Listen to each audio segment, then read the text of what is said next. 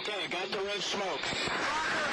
Gun runs north to south, west of the smoke, west of the smoke. Okay, copy. West of the smoke. I'm looking at danger close now. Come on with it, baby. Give it to me. I need it. You're cleared hot. Copy, cleared hot. You good to go, Michael? Yep, we're good. All right. I mean, here's the $1 million question. How'd you become a criminal? How I became a You criminal. criminal, you. Yeah. So how I became a criminal is I live in the state of Vermont.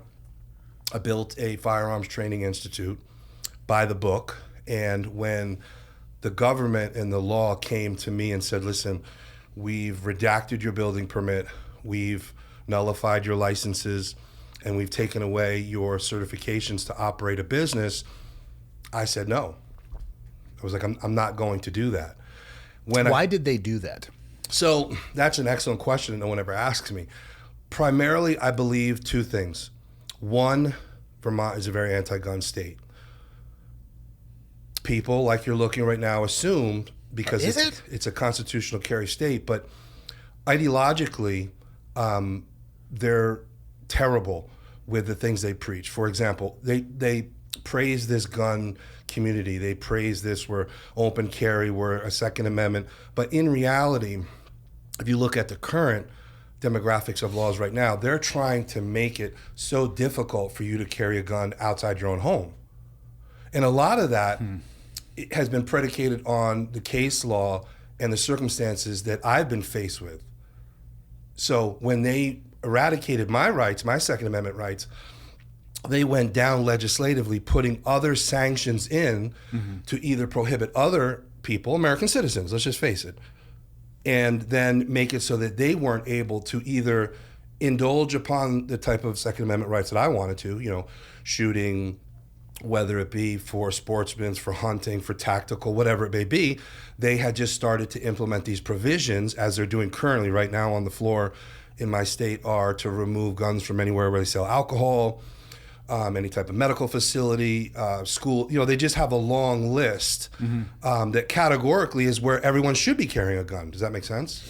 Do you think that people should be able to carry guns where they're consuming alcohol? So that's a great question. I mean, I ask because I know the laws here in Montana, constitutional carry state as well, but you are prohibited from carrying in a bar. If you were going to consume alcohol or participate in something that could diminish your decision making, my word's not necessarily what it says on paper, you are restricted from carrying your firearm in those situations. I don't consume alcohol for my religious purposes. I do have friends and associates that do consume alcohol, and I don't feel I'm in a position to judge them if they say, hey, listen, I'm going to go for a nightcap or I'm going to go get a drink. Now, there is a whole nother sector of that. If you're an alcoholic or you're abusing the alcohol, maybe you're not in the right mindset to have in possession a deadly weapon. I could say that about a knife. I could say that about a hatchet. A firearm. Hatchet and knife don't have the range of those two. Correct. Correct. Right. So it's a little bit of a bastardization of the argument. I understand where you're going with that. I think a better discussion is, maybe you can carry in a bar if you want, but you can't consume. If you're going to go in and consume, then you need to secure it in, you know what I mean? Sure. Secure it in your vehicle or somewhere else. Because there is a difference between, growing up, I came from a community that, what's a delicate way to push this? Consuming alcohol was a part of the culture. Sure. Right. I partook, never had a problem with alcohol. I can't remember the last time I actually had the desire to have a drink. Maybe that's just with age, or caring more about longevity and recovery and tracking your sleep metrics, all these dumb things we do when we're older. So there's, I think, a conversation to be had about somebody carrying in an establishment like that versus somebody in an establishment like that participating in the wares that they serve. Correct. That to me, I think, is the better way to frame the conversation, not necessarily through the lethality of a knife or a hatchet, because then you could apply a car to that. A vehicle could be a deadly weapon. Basically, any tool you want to could probably be used to end somebody else's life. Right. So I think as opposed to talking about the different levels of lethality, I think the conversation should be around the ability to make clear, level-headed decisions. It's an excellent point. Maybe you should come to Vermont and help champion that. The problem I don't know anything about Vermont. Can we just put this out Yeah, there? yeah. I can find it on a map. Can you, Michael? Right. Today's episode is brought to you by Black Rifle Coffee. Summer is here, I suppose, unless you live on a different hemisphere. But for those of you, let's say, on the northern hemisphere, summer is here. And I don't know about anybody else, but I change my beverage selection as the year shifts. Now, full disclosure, I drink cold brew in the winter months as well because it's the fastest way to get caffeine for me. But specifically in the summer months, I am loving an ice cold beverage. So maybe let's start thinking about that. And I'll try to give some suggestions along the way. What I'm seeing right now, though, on the Black Rifle Coffee website is they have an exclusive D-Day drop. That's for June 6th. A bunch of stuff associated with that. They have an D-Day 82nd anniversary collection. The most recent exclusive coffee club subscription is the Space Bear Roast. If you can get one of the t-shirts associated with that as well, by the way, you 100% should. Father's Day is just around the corner. They're going to have a limited drop associated with that. And right here on the main website are showing things that are specifically associated with Father's Day. And then, of course, the 250th limited edition, meaning the 250th anniversary of our country. So they have things associated with that as well. I really like this, actually. They've changed up the website. They're tranching things based off of the event, which I really like. BlackRifleCoffee.com. You can get D-Day stuff right now, summer stuff, Father's Day stuff, and also the 250th anniversary stuff. BlackRifleCoffee.com. Go get you some. I get it confused with New Hampshire. It's right next to New Hampshire. Yeah. I switch them up. I feel like he's not the only one that gets those two. I just want to say at the beginning, I know that Vermont's a state. I don't know shit about Vermont. You're not missing anything. What I'd like to circle back on that. What you're saying makes a lot of sense, and I can agree and disagree with some of it. But what the founding component of Vermont is that they just take words, socially engineer them, and then there's ambiguity behind it. For example, right now, just that premise of anywhere where alcohol is sold, served, whatever, the convenience store, I mean, every Tom, Dick, and Harry runs into a convenience store armed. And there's a difference between a convenience store and a bar. Correct. So I think that in that there needs to be selective verbiage, but that's how the state pushes over on folks, right? They leave such ambiguity, such social engineering of wording, and they put things in a categorical phrase that people get confused, and or they just go, you know what, let it go ahead and pass, Sandy. Let it go through, and then people suffer on the back end. If there were more advocacy and or more Second Amendment organizations that did get involved, with that legislative component, or let's face it, that educational component. Yeah. Like, how about we work out the wording of that? Let me give you a perfect example. For me, my Firearms Institute, my facility, Slate Ridge, was registered as a state school. Okay. Follow me here. Now, in that process, categorically, was I a matriculated curriculum? No. Was I an accreditation? I mean, I checked no, but we did give people certifications, or if you came and did Quick Clock gave you a certification. If you came and did TCCC, you see where I'm going? So there was also some ambiguity with that. But the nature of what my property was licensed and zoned for was a school. When I started to win my case, the state went and diminished and removed school. Now, karate schools started coming and fighting. Yoga schools started coming. Welding schools that I never even knew had the word school behind it. They came to the legislation and said, hey, listen, this is ridiculous. You're pissed off at this one gun guy, but now you're retarding and retracting our individual success economically or logistically because now you're redacting this word school. At will. Right. And that's where it gets real shifty. Right. And that's been a lot of my demise, is that, when you look at precedent, when you look at the model of legal academia and the scholastic banter about me, they will say, listen, Daniel Banyai has just been challenging his rights because he read the book and are finding all of these facets that he's eligible for, he's entitled to, he has encroached upon them, but you're negating them.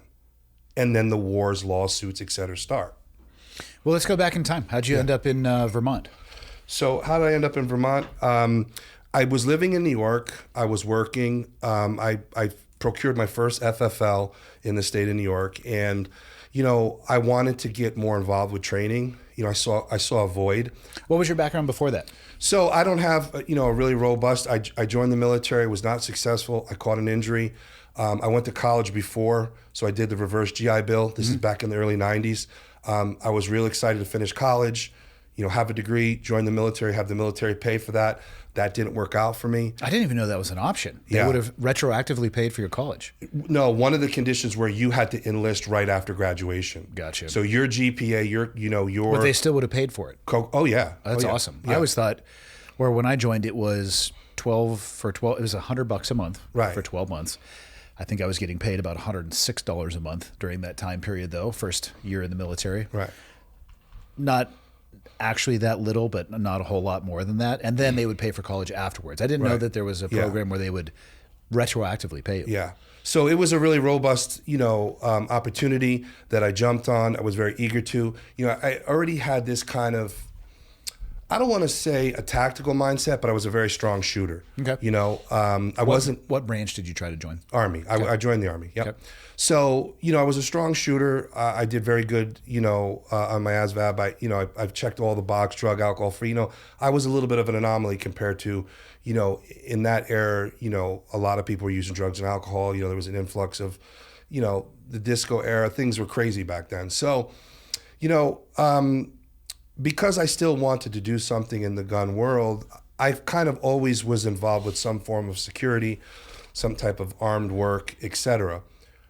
Embracing that, I found a significant void, and that void was in training, right? And in that training void, my entrepreneurial, my endeavors of how can I help people, how can I fill this void, I designed in my brain, I'm gonna buy some land, I'm gonna build a training facility. So New York is a tough state to have firearms, although I had all of them unrestricted. Less than 1% of people can be in New York City with a firearm concealed. I had that permit. I had checked all the boxes. But what happened is that no matter where you went, whatever venue that you wanted to participate in with training, there was a lot of rules and regulations. I'm sure you can contest to that more than me. We focused a lot mostly on military installations. Yeah. So we would travel the U.S. and the world, but you're on military property, so the Right. local or state legislative bodies don't really have that much power or authority, if any. Right. That is excellent for current active duty military personnel. Correct. But 9/11 happens, the war on terrorism comes, and now you have these private security contractors that are trying to, I'm going to sugarcoat it, get back into shape, get back to more firearms proficiency, get back to the acclimation of new gear. We got Kydex, post-Vietnam era stuff went out. New world equipment and gear. There's better things than Velcro. Yeah, exactly.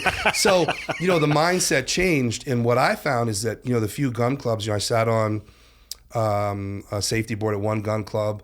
I was a member of another. The kinetic things you needed to do behind a gun just was not allowed. So either you were going to break a rule or finagle some bullarchy to do what you wanted to do, shoot from a vehicle or shoot from, come out of your holster, Or you had to travel. Right. And the traveling part is something I did too, going to Central Europe, going to Africa, going to the Middle East, whatever. It's not very economically feasible.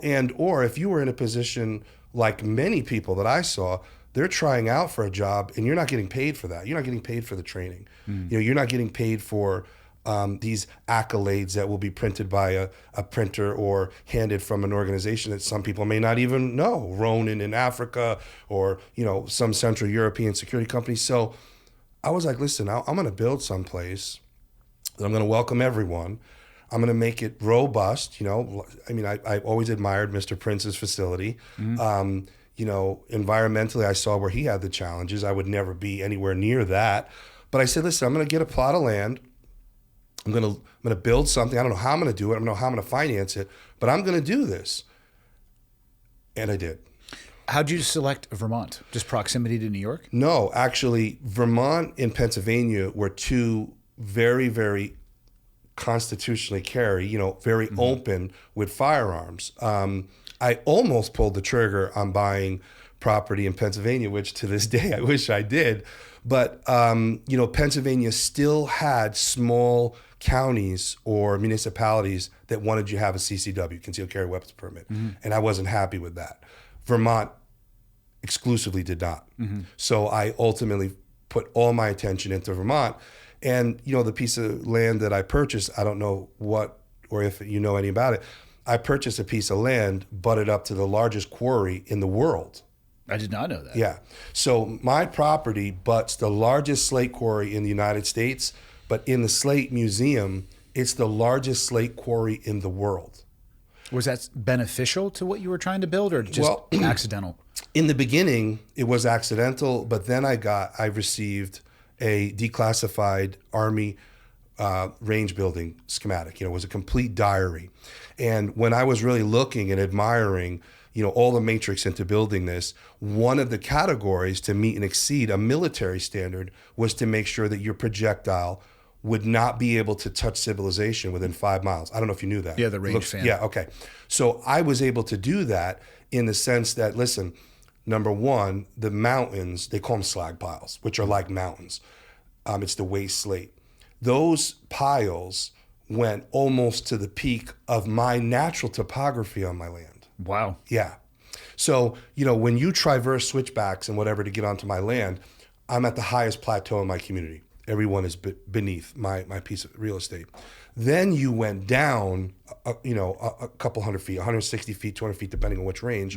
And then you would exercise, you would have your training evolutions in there. So my berms that we constructed were 27 feet tall. But you're some shitbag or a bad shot or an accident happens, which we welcomed. Come and make the mistakes here. Unequivocally, your round was captured on my land.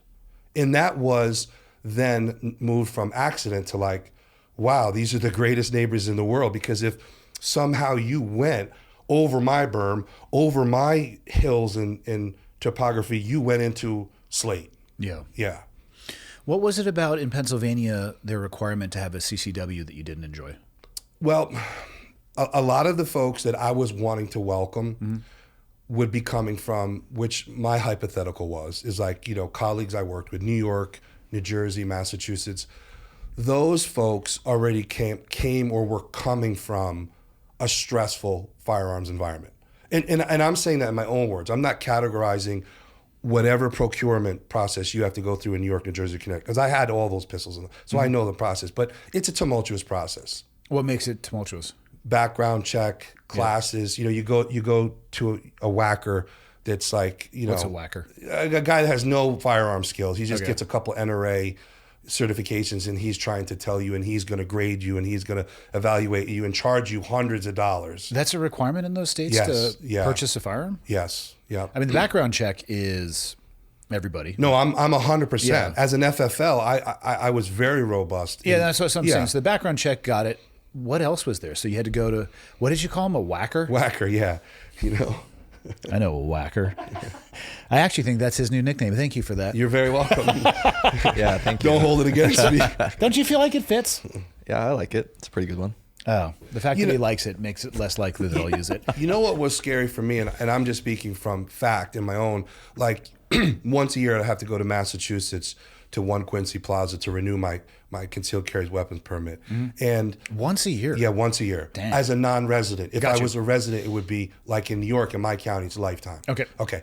But at that point, there would always be a position, and I'm not judgmental, but like a 20-year-old intern that was like, Mr. Banyai, we'll let you know in 6 weeks if you qualify or not. And that constitutional threat was always like that toxic masculinity. Like, it was infuriating to me. But that's across the board. Same thing in New Jersey. Like, you go in, they say the thing, we'll let you know if you're eligible. They changed the verbiage, but we'll let you know if you qualify. We'll let you know if you meet our standards. Do you think it's unreasonable for people to meet standards? I think as a constitutionalist, if you are an American citizen, you are not in a protected class, you should be able to have your Second Amendment rights. A background check, I'm 100% for, but I think any other questions, commentary around that are completely inappropriate. That's why less than 1% of 8.1 million New York City residents have a firearms permit.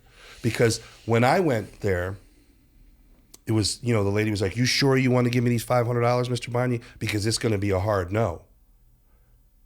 California's like that too, Right. or it was when I lived there. Right. So that projection, that negativity, that premeditation, because, it's like freedom of speech. Like I look at some of the Constitution a little bit differently. And, I just personally found that because, I sent hundreds, if not thousands of people everywhere to get permits. And I would always tell them, listen, stay dedicated, stay steadfast to your constitutional beliefs.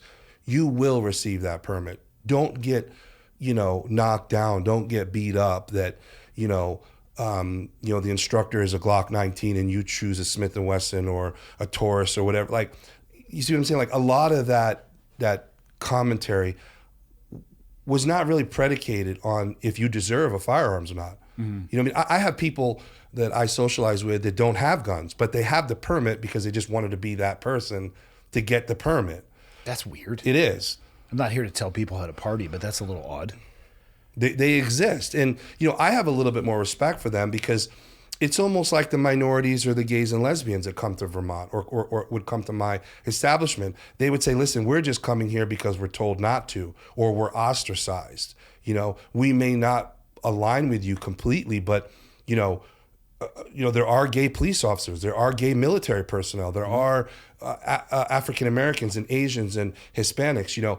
When the restrictions came or the model, the synopsis was, Vermont's a racist state. I don't know if you knew that. I mean, I think who says that? The state says that, or people say it about Vermont? People say it about it. Saturday Night Live does skits about it. There's a lot of commentary about. I don't know if you know this though. Saturday Night Live is not necessarily a historical show. But some of their skits about the racism there are spot on. Okay, yeah. So does Vermont think they're racist?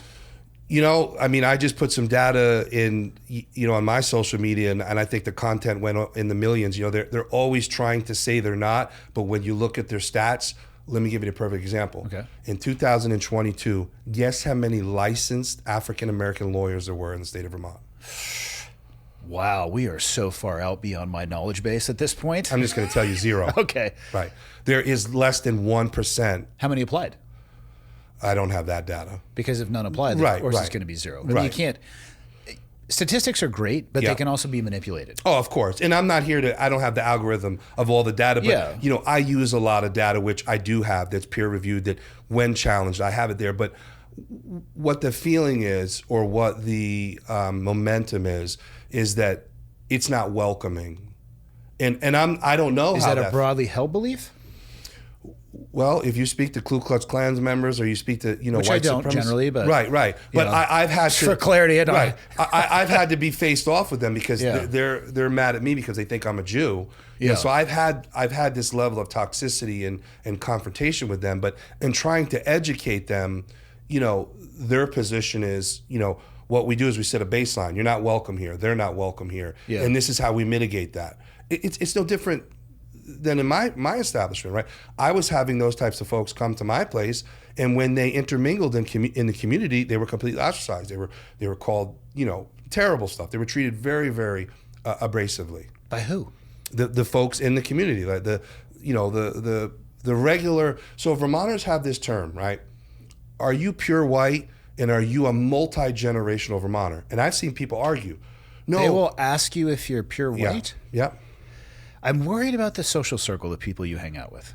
I don't hang out with these people. That's the thing. Like, I moved from Hyde Park, New York to West Paulet, Vermont. Okay.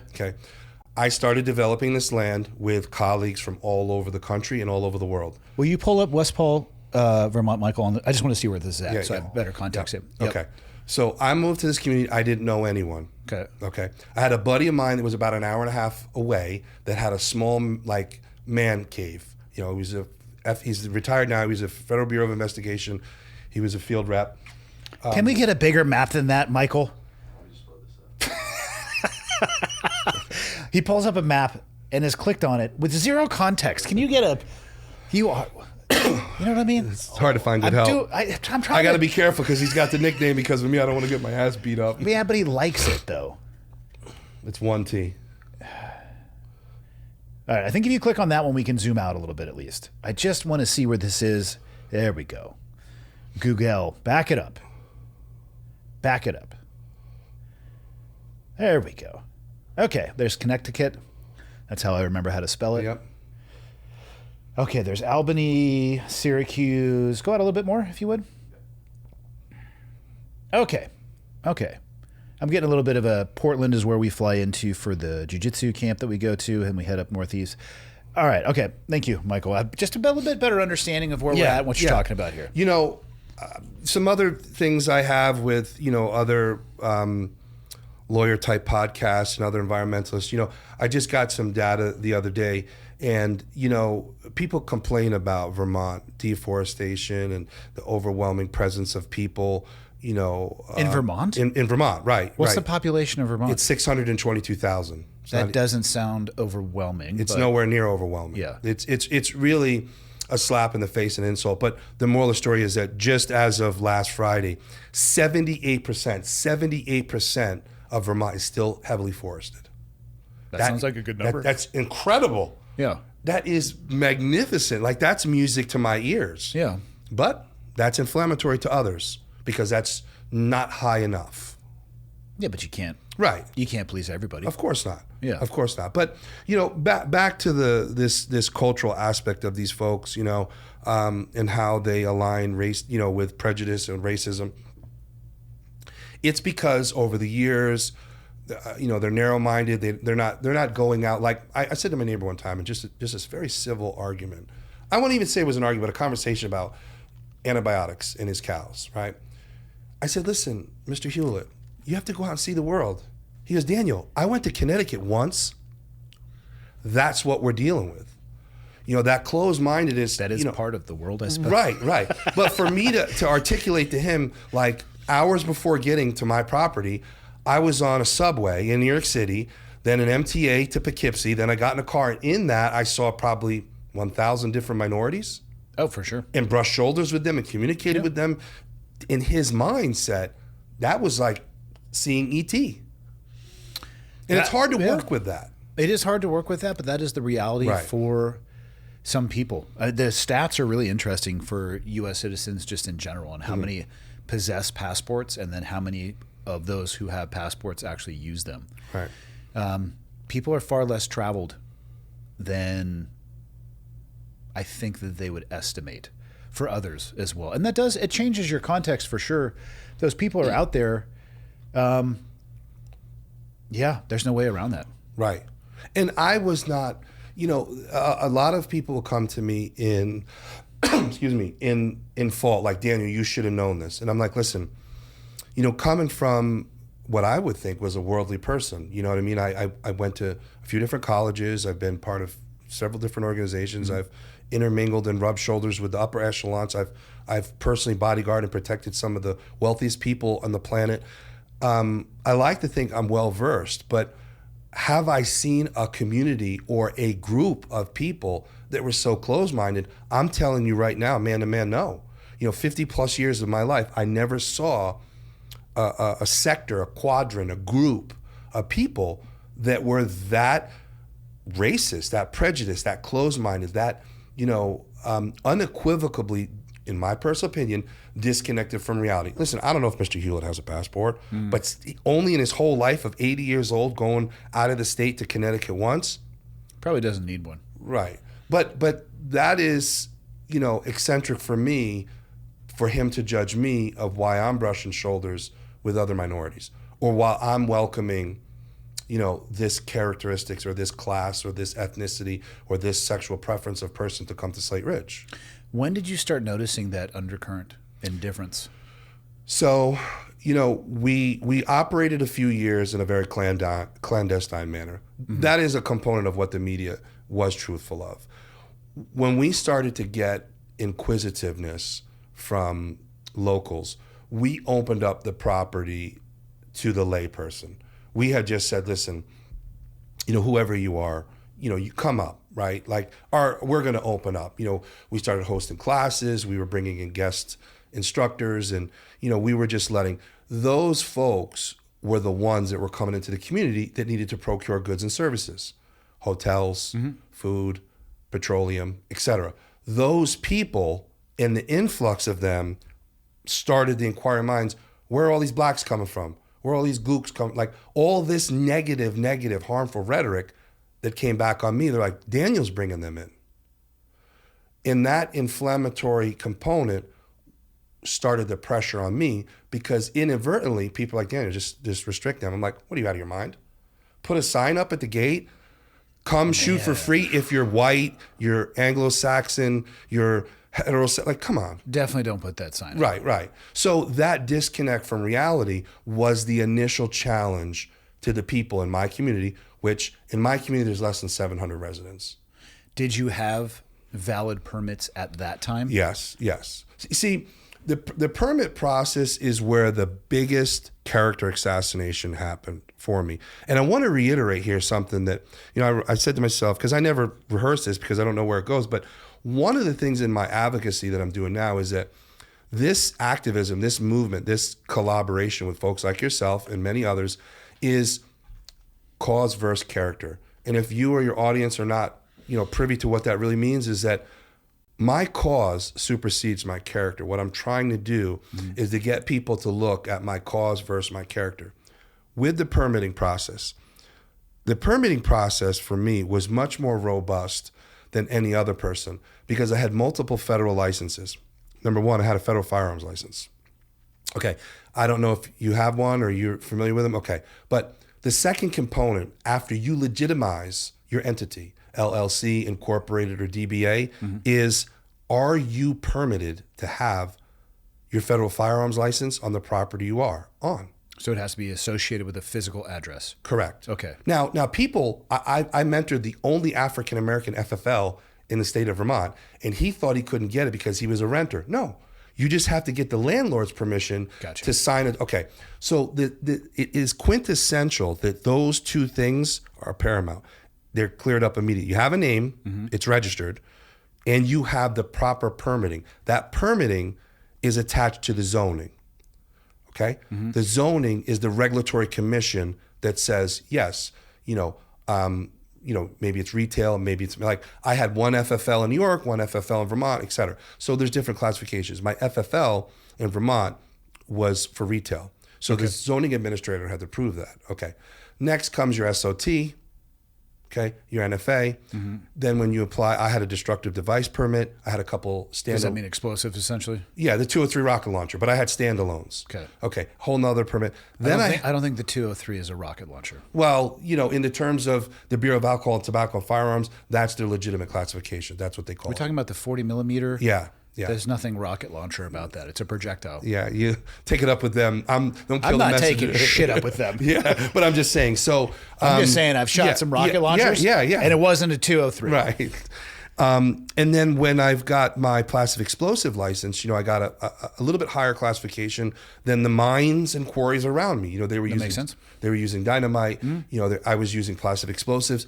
That was a whole nother tumultuous. Just basically, the proctologist was up, working my mouth. I mean, that's how. Is that state or federal level? Federal. Okay. Federal. So everything starts in my world at the federal level, right? Those licenses have to be procured federally, and then haphazardly the states always just rubber stamp it. Okay, so you get it federally, and then you should be able to, if you wanted to start a business across state lines, drag those with you once you have the federal. No. Okay. If you go across, excellent question.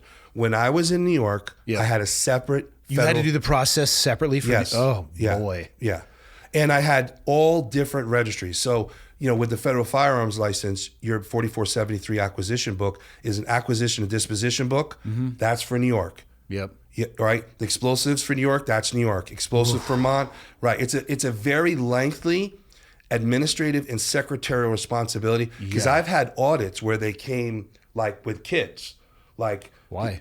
Well, they're like, Daniel, we heard there's, you had X amount of C4. I'm like, who's telling you this? Like, there's only 2 people. Like, it's a whole. Why show up in kit though? That's just the way they are. That's just Okay. the way they are. They're They're pointing guns at you, or they showed up with gear? No, they just showed up with gear. They're all tacked All right, out. because They're your all- hand signals there were Yeah. like a little gunny. Okay, You well, know, it's you're my, at a 10, sir. We need you at a 7. Yeah. Okay.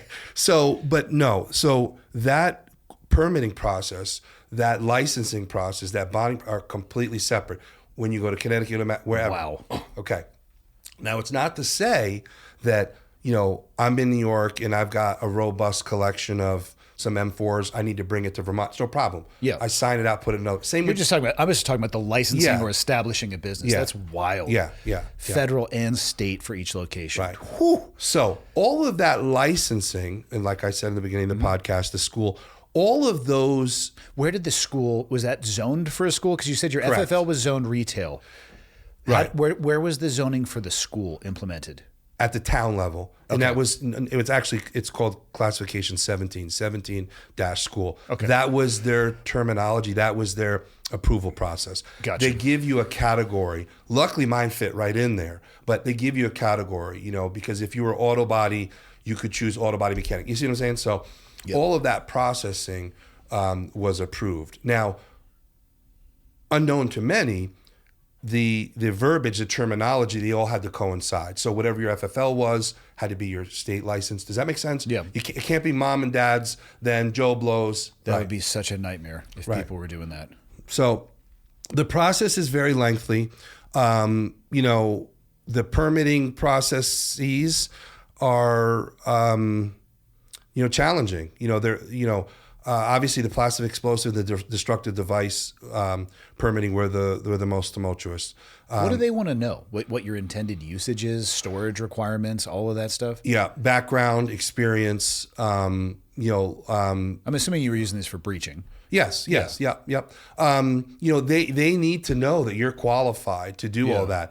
The housing in responsibility, they're not that strict about it. I mean, I thought it was going to be tougher for me because, Slate Ridge is 100% off grid. Okay. And, my implementations and responsibilities for security were on me. I had to have, we had satellite for security. Our CCTV was, satellite based. So we had to improvise a lot of, technical snafus that really weren't prevalent. You're talking, this is 2013, it's a while back. So Pre-Starlink. Right. So there's a lot of technology now that would have really been beneficial for me. So with that being said, I had a lot of firearms. I had I'm going to brag for me. I had a really good reputation with firearms manufacturers, what I was doing, the momentum and how I was doing. I'd go to SHOT Show or I would talk to a manufacturer and, they would T&E me a dozen guns. Sweet. Yeah. And, we had a lot of guns. And when I never had any problems with ATF. Okay. I never had any problems with the Department of Treasury. I had no problems with the Bureau. And most of the time when they wanted to meet with me or they wanted to see me, it was just the class 3 stuff. They didn't care about cans. They didn't care about short barrels. They just wanted to see, listen, Daniel. And at one time they actually had me do something which was completely out of the norm. They wanted me to start another acquisition book because they're like, listen, we want to come to this place. We want to go right up to the class 3 guns. I don't care if it's a 5,000 or 10,000. Just have them out, have the book here. We want to get in and out. Boom. That's all they cared about was class 3. That's it. Same thing with the Treasury. Treasury come out. I don't give a shit about your stamp. I don't care. I don't want to see it. Where's the guns? And we had They literally wanted to line item up. Like, yeah. This is what you say you have. This is where they are. Yeah. We had put rings on them and we laminated numbers. I made it so easy. So the IOs that came out, so explosives were regulated by the Department of Justice in Connecticut. The explosives was Department of Justice in Connecticut, and the firearms were for the Bureau's Boston field office. How often would they come out? So the ATF would come out once a year, if that. The explosives came out a little bit more because people were complaining. About the noise? No, they would just hypothesize. I had a neighbor down the road, Mr. Duquette. He called up and said that I had 30,000 pounds of C4. And listen. The move is you call him back and say, yeah, but he has 50. If he can hypothesize, so can I. I was really, because I was actually working. I was on a contract working. How would somebody know that? But they have to react. Yeah, I'm sure they have that's to a react. mandatory action. I'm sure. Right. And in that instance, I learned a lot. We were cutting C4 with a knife. Yep. We were cutting det cord with knives. Yep. And You can this cut C4 with a knife. right, of course, but Det cord, I don't know if I would do that, but those are the things we were doing. Yeah. And push comes to shove, we shouldn't have been doing that. Yeah. So a corrective action to seek to understand came down. Normally it's handcuff times. Like they bring someone else with them that's waiting in your parking lot to file charges. Like they'll lock the place down, they'll get a judge assigned. So my inquisitiveness of compliance was always like, listen, I want to learn. Okay, don't cut C4 with a knife anymore. Don't cut det cord with a knife anymore. We won't do it anymore. We don't want you here. Where'd you learn that from? Yeah, everybody wants to know that, Well, bad habits. Yeah. There's a difference between maliciousness and incompetence. And I don't mean incompetence as in somebody's a useful idiot. Right. Incompetence meaning they don't know what they don't know. I'm going to say carelessness. Sure. A little bit different. That's a category that I was in, carelessness. And, when I realized how inflammatory that was to the Bureau, we corrected it. You know what I mean? It wasn't like... Somebody had to have taught you that, though. Yeah, someone did. What was their background? Like yours. That's implausible. Yeah. Because demo is treated very, very... They were careless, too. Well, there's a difference between careless and reckless. You can cut C4 with a knife, for sure. Right. Det cord is a little bit of a different issue. They have specific clippers, exactly for those things, and you can, the end of those clippers you can use to create the cavity for a blasting cap and all of that. And for the listener, you may not understand why that is. Det cord specifically is more reactive than C4 to pressure. Right. And you can 100%. I have cut C4 with a knife many times. The det cord, you don't want to sit there and saw across it. There's a set of clippers essentially that it works with. Which we had, but... Yeah, but anybody from the community I came from definitely should have known that. And they did, but, I think in the carelessness, it kind of supersedes your negligent. But I could see both of them combining. Listen, thank God there was never an accident. Yep. And then, sanctions were put into place. Policies and procedures were put into place, and it was a corrective action. Yeah. Mistakes do happen. Right, but mistakes do happen. And, for me personally, when I made mistakes that were, in a compliance issue or overseen by some regulatory, like at our heliport, we made several FAA violations. Tell me more. So I fly helicopters. I'm very curious now. What did you do? Okay, just telephone poles right over the top of the pad. No. So what happened is that. Is this out at the facility as well? This is at my facility. Oh, yeah. hell yes. So back in range 3, our 250 meter long range, which we did the most of the breaching there. We had a heliport on the side. Our windsock wasn't in regulatory. How dare you, sir? Not big enough? No, not long enough because our approval was 152 foot wingspan, rotary wingspan. Yeah. So we were like, I think we were. So what? I always mix it up. White is 6 inches and orange. For the windsock. I have absolutely no idea. Oh, so I'm not the douche here. Okay. So the windsock. Well, first off, the FAA might think we're both douches. I look at a windsock to determine the direction and velocity of the wind. Well, there is a lot of regulatory compliance behind it. Maybe your audience knows, but... Oh, do you mean the stripes on the wind? Yeah, the stripe. So you can tell if it's 10 knots or... Yeah. I don't know. Okay. Probably something. So our white was not the right... Listen, I mean... It's long gone now, but maybe someone bought it from Amazon. Just trying to kill somebody out there with the windsock. Unbelievable, sir. Yeah. So, we got in trouble for that. Okay. That's an easy fix. Yeah. We originally, when we started letting rotary wing aircraft land, we didn't have a fueling station. And we seen a lot of people start to complain, hey, Daniel, we've got to go X amount of nautical miles away. Yeah. So we brought in a very large... fuel truck, probably. No. I bought a very large tank. Yeah. And everything was there, but we didn't have our MDS spill sheet. Yep. And that was huge. Criminal. So we had to get every page laminated, put it on a ring, put it in an envelope, make sure. I mean, it was. But listen, that ferry time is very real. Right. It's so much easier when you can get to where you're going, tank up, and just be ready to go. Right. Yeah. So we learned valuable lessons. It wasn't. And I can only speak for my institution, my organization, because, I frowned upon that toxic masculinity. I frowned upon the whackers. I frowned upon, we were there to seek to understand. So when these actions, how dare you, criminal, put the wrong, we were interested and we were overzealous to correct it. I mean, I'd probably say 99% of the time, we corrected it the next day. Yeah. We got dinged. Well, we didn't get dinged, but so with the Bureau of Alcohol and Tobacco and Firearms, you cannot have any structure near the mags. That makes sense. Okay. Magazines, for people listening, is where you're storing Yep. ammunition, perhaps explosives as well. It really depends. So they're all different. Ours were certifications. totally separate. We had explosive in one area. Very common. Jet fuel in one area. Like, it was very regulatory. Okay. But what happened was we had a barn. We called it a man cave. It was just, we kept, the stuff to clean the range or whatever. So that was 3,332 feet away from the explosives. And that was not in compliance. Now, what did we have to do? We had to go and have a sign maker author the code. I think it was explosives 55 point, and recite the thing that no more than two people can ever, no, I think it was, no more than two people could be in that building. We had to put in standard operating procedures. Mm-hmm.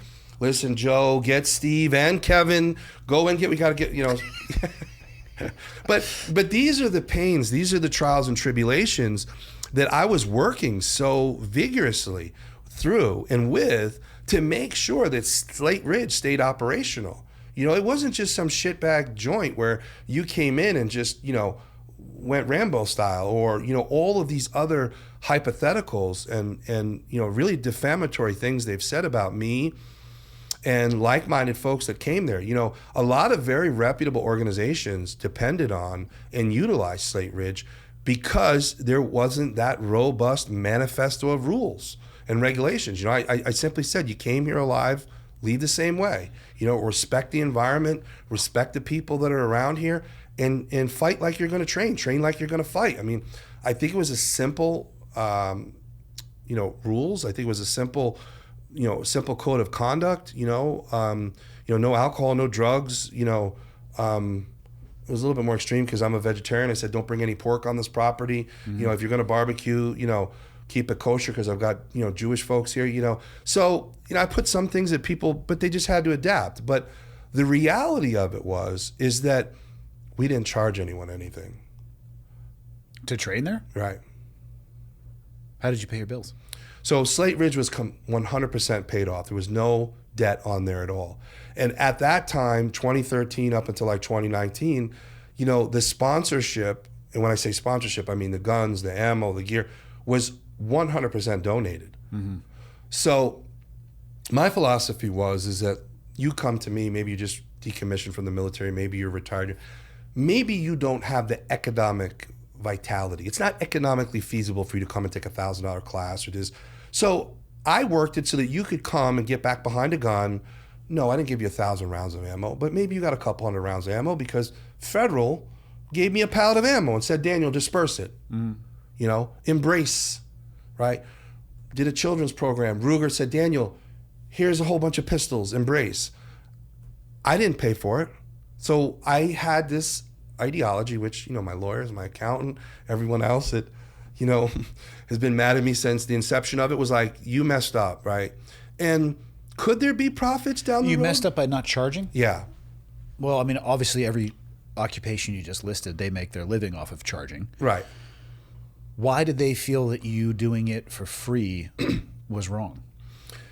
They feel that the motivational component of that was this is not me speaking, okay? Mm-hmm. I want it for your audience. This is lawyers, this is legal academics. They felt that me not training was beyond a gift.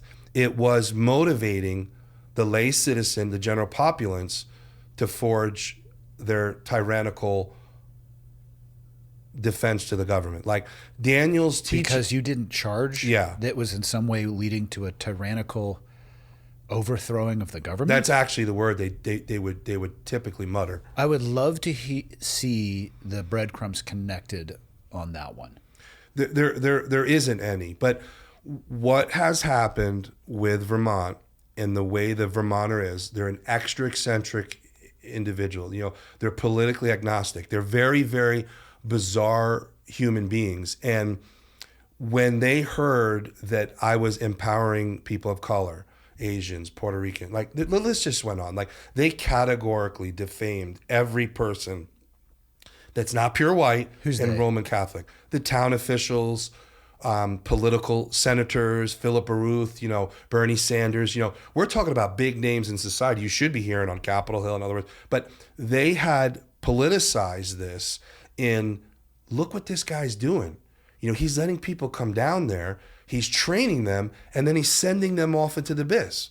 Well, what the fuck else am I supposed to do? Say, check in every 6 months, make sure you're behaving. Let me see your report card. Like, you come down, right? Yeah. And let's just say, one of the things about my facility is that kind of with my cause versus character, we didn't put, you're coming to train people. I would talk to you. Are you willing to come down? You can stay on my property. Can you train people? Louis Arbuck, Kenneth Hackathorn. People are like, oh shit, I'm getting a free class by Louis Arbuck. Yeah. You'd come down, you would train people. Those people would get in the class. They didn't pay for anything. It wasn't your image. And I'm not giving offense to anyone because, the Larry Vickers, the Travis Haley's, like Chris Costa was coming, Pat McNamara, like I respect and embrace all these folks. But are you going to be able to call them on Sunday if you have a technical question? No. Are you going to be able to? So the people that came to support me, I knew they would support the general populace. Mm-hmm. So when they came to take a class, their heart was in it. Their mind was in it. Their core values were in it. And I did that because I wanted people to get proficient. I wanted people to get trained. I wanted people to get educated with a gun for the sole purpose that I wanted that, right? I didn't have all these accolades. I had zero from the military. I had to work hard to get to the level of training that I did on my own dollar, or favor for favor, or someone, say, hey, we're doing XYZ in this military installation, come on in, So I wanted to embrace that, and I wanted to really make that economically feasible. And if everyone was on the same momentum as I was, like, I'm not going to charge you, you don't charge them, it became the new practical. I don't see how that leads to overthrow of government, though. Because the influx of people were coming so regularly and, getting on social media. Oh my God, I went up to Slate Ridge and, I took a class and my wife stayed out. She rode a horse. They had horses there. My kids got to play with it. Like, people were presenting such a position of uniformity, of collaboration, of camaraderie. And the local government, these anti-gun folks, you have to remember, this is not me speaking. This is all, aggregated data. It's a Democratic Party. It's, highly, non-constitutionalist. They were looking at this and go, whoa, this could affect our societal control. And listen, they have publicized this. I guess. They have literally publicized that in different motions, different decisions. We went all the way up to the Supreme Court. When it was affirmed, there was a lot of verbiage. There was a lot of narratives. The monotone was not always with the free, because the commerce wasn't there. That was set in the beginning. Like, it's not a business but the monotone is that, wow, a citizen went there and did a 2-day skill builder on an M4 rifle. So what? Well, for you and me, that's normal. But for the anti-gun person, the person that doesn't, want the American citizen to embrace their constitutional amendments, automatically goes into the negative. Oh, okay, now that person knows how to run an M4. I have a hard time understanding that. What about somebody who goes to a 2-day religious retreat?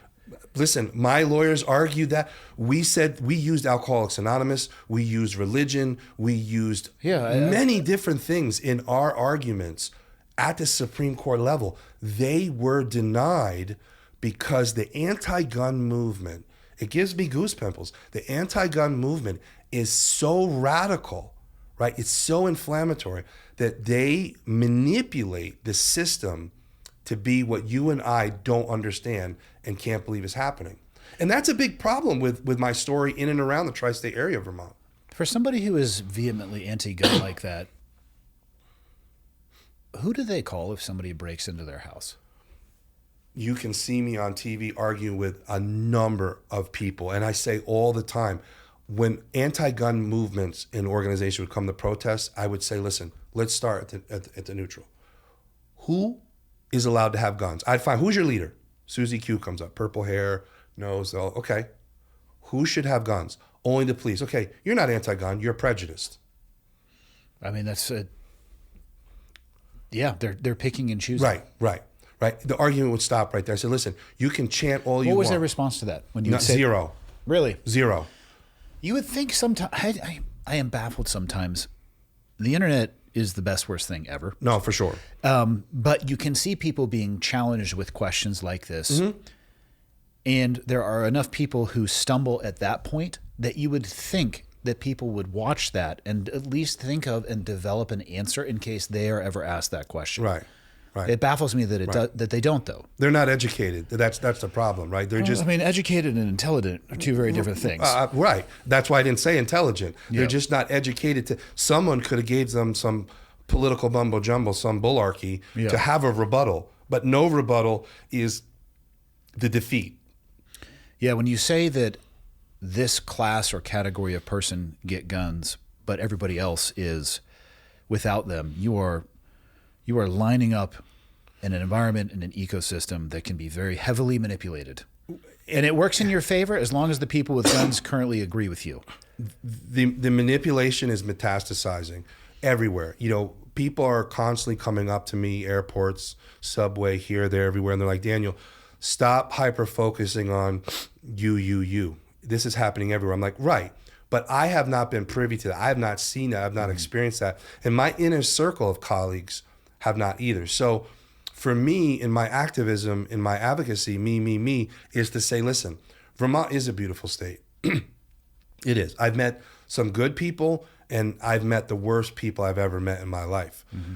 The problem is that historically, right, if you, not today, but tomorrow morning, you call my town hall, Deb Hawkins will pick up, and she will tell you, we have not had a person of color living in this community since 1837.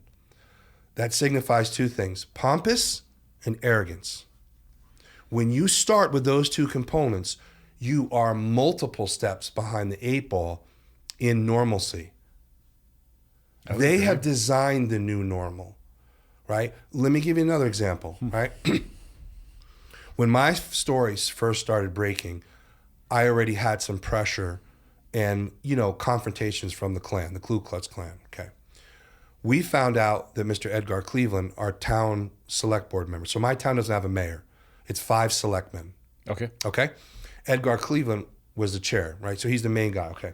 We found out, my lawyers hired investigators, we're talking about lots of money here, and said, listen, he's going to the Klan meetings on Sunday at 11:30. Okay.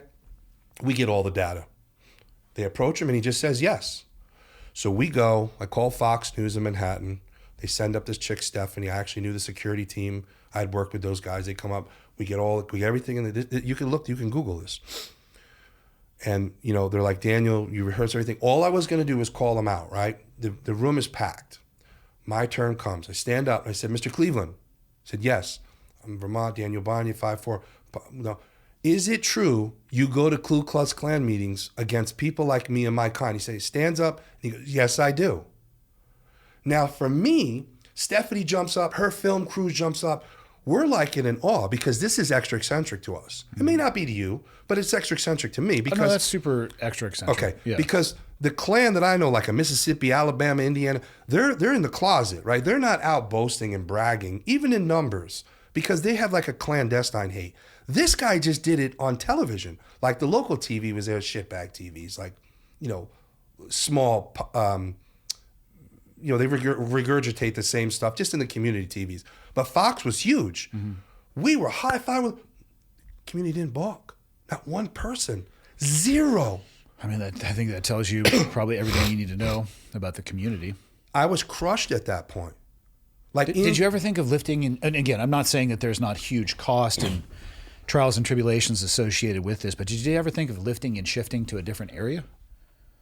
I lost $1.6 million. Now, that's not a lot of money. A lot of people are like, that's a tremendous amount of money, sir. I lost that money And I was so, embedded in developing.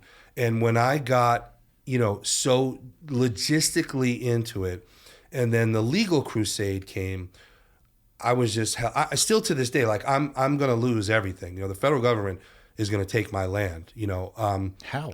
So when I refused, when the judges in 2021, when the judge's motion came down that he voided my building permit, it was a small victory because there was a narrative for many years in the media that I didn't have a building permit. Gotcha. And let me back up and tell you how. The prosecutor, Mrs. Meryl Bent Bianchi, her law partner, Rob Wilmington, is a partner in the Vermont's media's largest publications called VT Digger. They own the television, they own paper, print, and online. So they're the largest source. Yep. Everyone. Like if they're, the 622,000 Vermonters, like 600,000, get their daily sourcing from VT Digger. Okay. I bet you the number's way lower than that, but I hear where you're going with this. Yeah, I mean... Back up even farther. Yeah. How did the legal struggle begin? So the legal struggle manifests with a very complicated legal, and I'm not going to question your intelligence. I'm just going to give you the elevator pitch. What happened is that once I got my building permit, which is not a very lengthy process, okay? Once I got it, several years later, the Warren Switch clan, a group of angry men, formed a group and presented to the town, the Developmental Review Board, a position in a technicality. The technicality is this. Let's say I move near your house, okay? I'll mail a letter to all my budding neighbors, including you. Hey, I'm Daniel Banyai, my dog, my hamster, my cars, let's embrace one another, okay? I didn't have any beef with my abutting neighbors, so their say, I'm trying to simplify this, their say from a logistical or a political aspect of what I wanted to do was null and void because they didn't complain. They had the opportunity They had the opportunity within 14 interesting. days, years ago. Gotcha. But they neglected to do that because they didn't have a beef. But now they found this clause that if this group, the Warren Switch clan, could get a certain amount of signatures, they would now be in court. It's called Vermont Environmental Court. They would have the voice of one abutting neighbor. Retroactive beef. Right. So once the facility got going, once the momentum started serving its They got purpose, enough of those signatures. Yep. And Gotcha. then they were able to present an opposition equivalent to if you were my next door neighbor. Even though you had already gone through the process Correct. and had the building permit issue. Correct.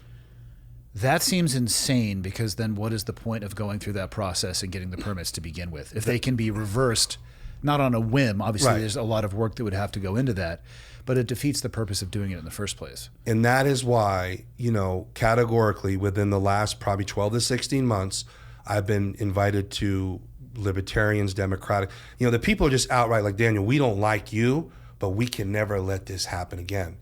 And this is where the movement is.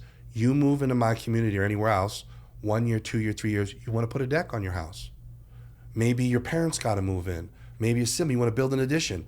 The new precedent is, and this is what's so inflammatory, is that you get that building permit, you do what I did. Maybe you spend $5 million, $10 million. The threat right now is something I plan on telling you at the end of this podcast, is that any investment, they have this new precedent. It's called clawing back. That's their exact verb. They claw back your building permit. Now what? You're going to be a Daniel Banyai. Yeah, now you're in violation likely of whatever it is that you're doing. Right. Okay. And that's what happened with me. They said they voided the building permit. They demanded I take everything down, and I refused to. And I'm saying this on the record, as I've said many times in many different TV interviews, podcasts. I don't believe an American citizen like myself, you don't have to be a veteran, you don't have to be gay, you don't have to be straight. If you're an American citizen and you went through the procurement process of something that's so sacred, right? Of doing the building permit accurately now, because there are people that do it incorrectly. There are. And I've had a lot of people come to them like, no, we're nowhere alike. Like, I have a guy a couple hundred miles away from me. He permitted his house like this. Last minute, it's like his wife's like a better view. He went like this. He's going down a rabbit hole now. You didn't do that. Mine was exact. You know what I'm saying? I'm trying to. You're drawing parallels. I understand. Right. I'm saying. trying to really exacerbate how definitively we followed all these. If you are in that situation and someone doesn't like you, they don't like your views, they don't like your, your ideological views, your whatever, they can do this. And that's the current movement with a new bill that's on the floor right now in Vermont, where everyone in Vermont is calling on me, Daniel, can you help us get behind this new Act 181, which is very complicated, but they're trying to now retract more rights of property owners. You can't have a driveway. You can't have utilities. You can't have this. How are you supposed to get to your house? How are you supposed to power your house? These are the issues that are so inflammatory that, I'm kind of like stubbing my shoulder. So I'm like, listen, where were you when they were, it doesn't make any sense. It's always like, oh my God, is this guy really telling the truth? Is like, how could this be possible? But with a little bit of research, you can see how radical and how crazy these things are. Okay, so walk me through the legal journey. I'm assuming after the building permit was removed, the legal process began, a lawsuit of some kind. Yeah, so... Or at least you started getting letters that said, hey, do this, that, or the other. Right, so, I hired some great lawyers and I had some shitty lawyers. The threats, the innuendos came down hard. The judge, kept pushing.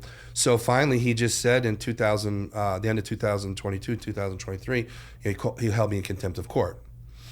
The contempt of court was, really exacerbated by like a lot of corruption. There's a lot of dirty people that were behind it, but nevertheless, the corruption, a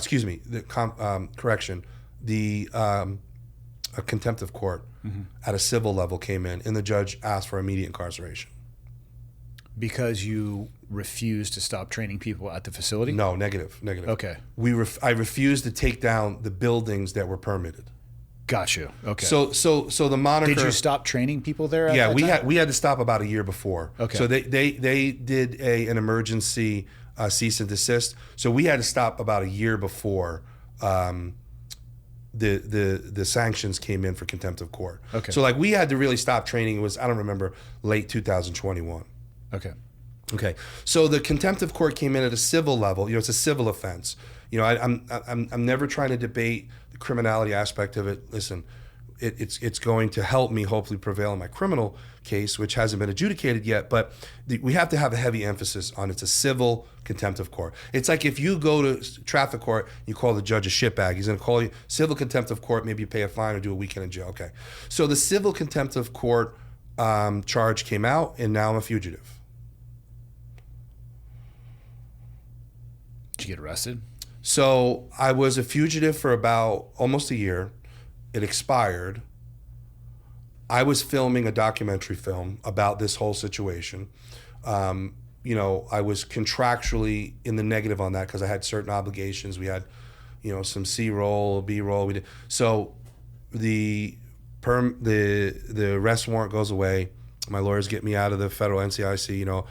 I go back to filming. I'm out snubbing my nose. In public, I'm filming again, this documentary film. And before you go on, what did you do during that year that you were a fugitive? I just stayed on my property.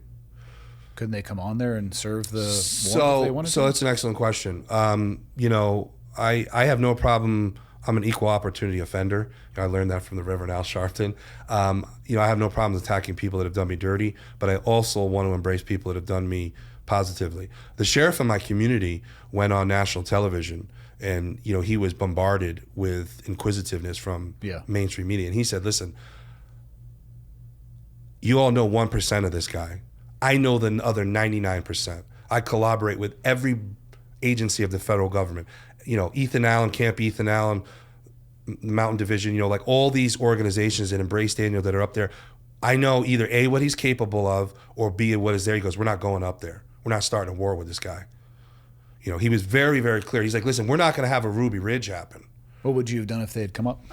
I never had, I would have conceded, but I always knew in my heart and mind that the government and or the justice system was behind me, because internally they had embraced Slate Ridge, right? They had nowhere to do breaching.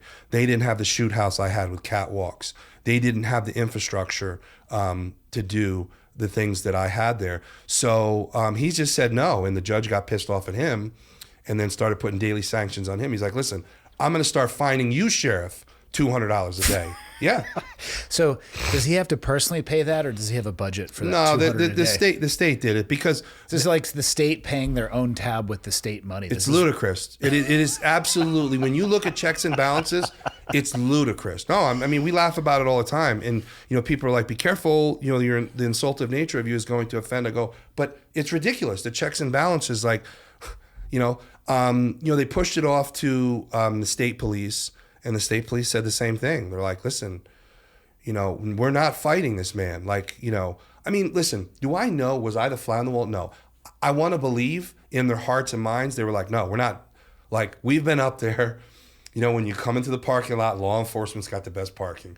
Government's got the second best. Veterans got, like, the guy has gone above and beyond and over for us. I'm constantly loaning out guns. I'm constantly giving ammo. I'm constantly, EOTech gives me, 20 sites. I'm just going above and beyond. So that's when the governor went on national TV and said, that's where this claim comes. I'm the most dangerous guy in Vermont. So in a COVID-19 briefing, he refutes all of the arguments and the commentary about him not being, responsible and or reactive. And he's like, listen, we're dealing with the most dangerous man in Vermont. I'm like, what's the matter with you, man? Like, come on. So the challenge, to answer your question, is in the civil contempt of court came down to one day, a very dirty constable. Do you know what a constable is? Kind of. I know they're in the law enforcement realm. Okay. So there's a few states that have similarities in qualifications, but let me just give your audience the best analysis. If a police officer in my community wants to be a police officer cop, he's about a year, 18 months total, a year of training, scholastic, shooting, academic, whatever, and then his field training officer. So about 18 months, maybe 16 months if you're a stellar. Constable, 180 hours. Still a sworn officer, though? Yes. Okay. The sworn officer is in two models. 180 hours, you become level 1. Misdemeanor arrests, serve papers, do evictions, traffic. Level 2, you're in a police car now, you have a radio, you're doing vehicle and traffic law. They give you privileges. So you're not in a vehicle or uniform in a level 1? Not in a vehicle, but in a uniform, there's ambiguity behind that because you own your own stuff. So armed? Yeah. Oh, okay. Yeah. Okay. So some, like in my town, Constable Thomas Cavino, he made his own uniform, he made his own patch, he buys his own police car. Did it look pretty sweet?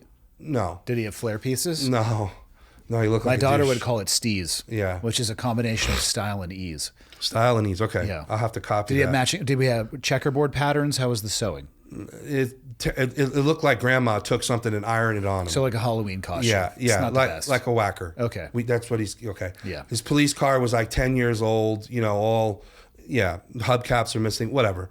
So what happened is a few months before my encounter, which I'm about to tell you, I was in our town hall. We have meetings, 2 times a month.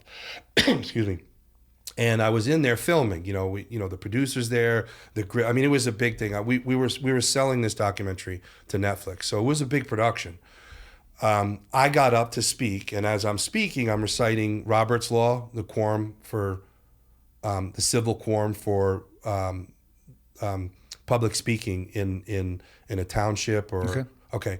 A lot of people don't know, but I'm just reciting these protocols, and in that they stifle me. The guy's like, "Stop talking," but and I'm like, "No, it's my time." So, not known to me, I've never seen this Constable Cavino before. He's in the back. He comes and he's coming to grab me behind my neck, and a gentleman that was handicapped jumps up and blocks him with his cane.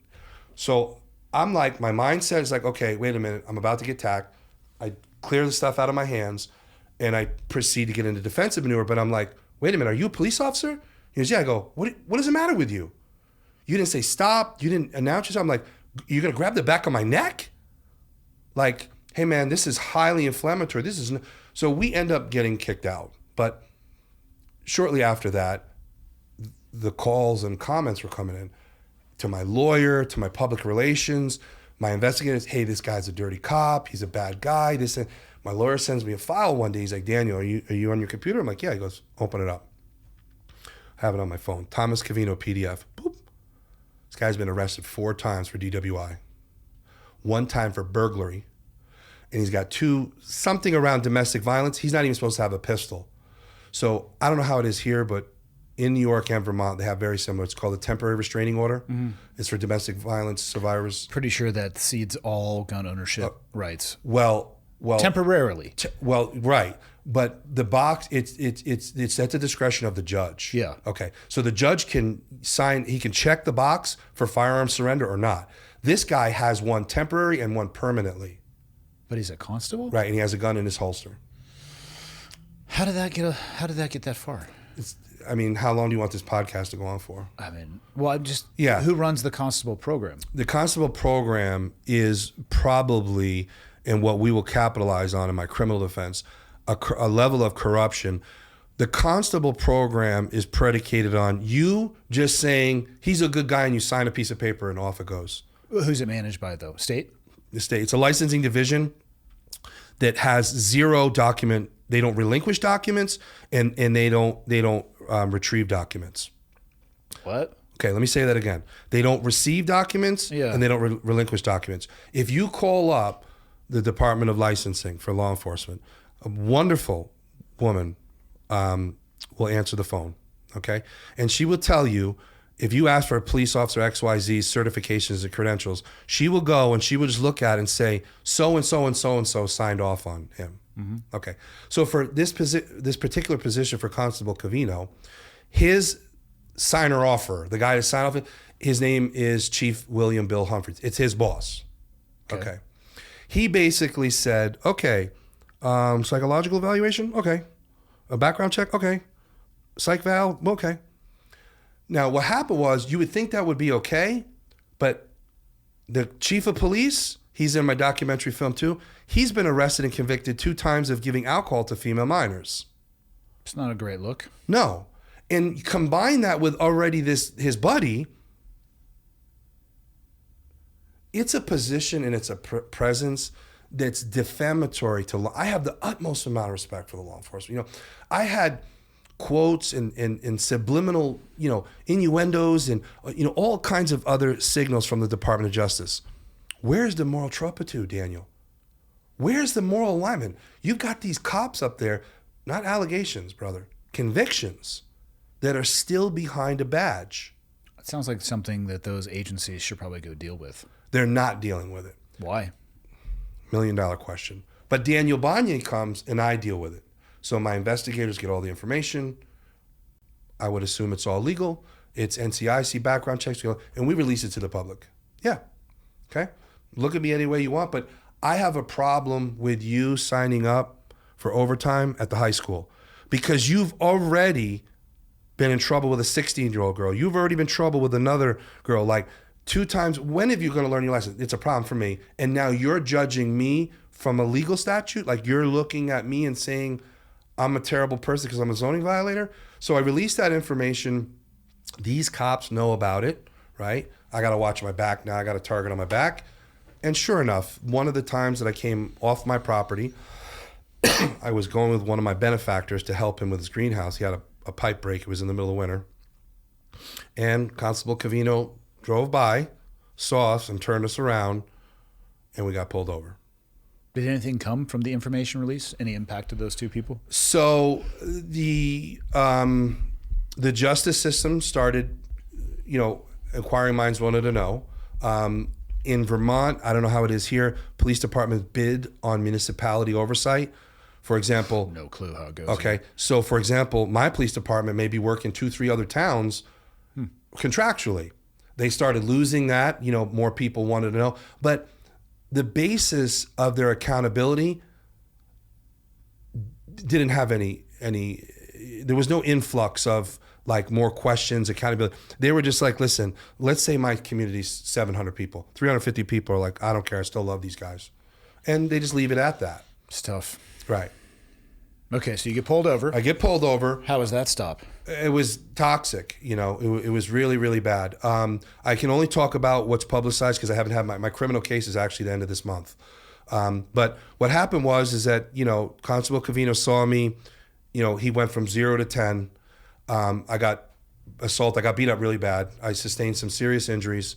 But ultimately, I caught a felony charge, interfering with law enforcement duties. How did they justify that? So, you know, there's going to be a lot of reference to case law. There's going to be a lot of reference to expert testimony. There's going to be a lot of reference to protocols and procedures. But the moral of the story that, you know, I'm trained to say for the protection of my defense is that he went above and beyond because of who I was. He went above and beyond because of the direct affiliations I have with the marginalized communities. And, you know, he exercised a level of anger and hate that, you know, is vehemently, you know, on his body cam. You know, was he wearing a body cam? Oh, yeah. And there was a secret camera in the woods getting it the whole time. So, what? And we had our cameras out. So, what do you mean there was a secret yeah, camera exactly. in the woods? That's what we said. How did they know that you were going to get stopped in that exact location? Exactly. These are the things that don't line up. But there was a secret trail cam that was in there facing the whole, yeah. Well, I mean, all of those things should show, in color and in black and white, depending on what the camera is, exactly what you're talking about. So, right. If what you're saying is legit, then you should be pretty much good to go. Yeah, I don't. What my fear from a justice system affiliation is that when I got arrested, I spent almost a year incarcerated. I did 120 days in confinement in a federally super max facility that was just built. Like, I was treated like I was the next Unabomber, the next serial killer. And that level of violating my constitutional rights, my civil rights, and, you know, segregating me in a classification that was not duly warranted, you know, was the position and the oversight of how powerful the tyrannical Vermont government is. You know, like, my attorneys were like, listen, they're heavy hitters, you know, the top 5 and, you know, millions of people. They're like, listen, we got pedophiles, we got serial killers, we got arsonists. They're nowhere near what you're doing to Daniel. But the system rolled the dice, placated their ideologies and their hate towards me, and I suffered. How did they categorize you as a prisoner to deserve that level of isolation? So the justice system looked at hypotheticals, his skill set, right? He's a flight risk. He's an escape risk. He has all these trainings. You know, he's a gun guy. Gun training and being able to break out of a prison. I mean, I get all my information of this on watching TV, right, but I'm pretty sure they're not the same skill set. I say the same thing. You know, I really advocate. So I had, you know, my own religious advocates and advocacy, and then I had a whole separate healthcare because, you know, I'm blind in this eye. He broke my cranial cavity, my orbital socket. I lost some teeth. This whole arm was rebuilt. Like, I got the shit beat out of me. And I'm not afraid to say, people are always like, oh, Dan, you swallow that pride. And I'm like, no, it's on camera. I got beat up. That's okay. That's okay. My advocacy will move forward in trying to get justice for people like me and myself. But the moral of the story is that how it played out for me is a two-tiered system. Okay. What's good for you, what's good for me, not for thee. You ever heard that saying? Yep. We were just in court last week, okay? And I just quote you something that's very easily to recite. We had a police officer in our community shoot a guy evading, okay? It was a car, he pulled over a car. The driver stayed in the car, the passenger guy shot the guy 2 times in the back. He just got 6 months probation. The person who got out of the car or the driver? The passenger of the car got out and started running. The police officer shot him. Shot the runner? Shot the runner 2 times in his back. Probation. Was he armed? Nope. He just ran away. Wow. That is a rapid escalation of force. Rewind about 6 more months. We had a police officer in our community driving, watching a YouTube video on his government, you know, Tough Book or whatever they have there, watching a YouTube video, ran over a bicyclist, killed him. 0 jail time. And he kept his job until the community protest, and then he got terminated. Wow. But they want me to do 12 to 15 years in prison for interfering with law enforcement duties. And that was somehow during the arrest Yeah. proceeding? Mm-hmm. What'd they say? You fought back? Yeah. Mm-hmm. So the system bars those that want legal advocacy. They bar those that dare to challenge the authenticity. They bar those that are trying to implement some type of advocacy. You know what I mean? I would tell inmates all the time, listen, I don't, as long as it wasn't anything to do with women or children, I'll leave it at that. But I was like, listen, no, don't just, submit to you're guilty. Like, that's what lawyers are for. That's what the system is for. That's what the justice system is supposed to do for us. And win, lose, or draw, there should be a system that doesn't alienate you from certain rights, that doesn't alienate you from certain provisions. Like for me, they gave me zero health care. How's that possible?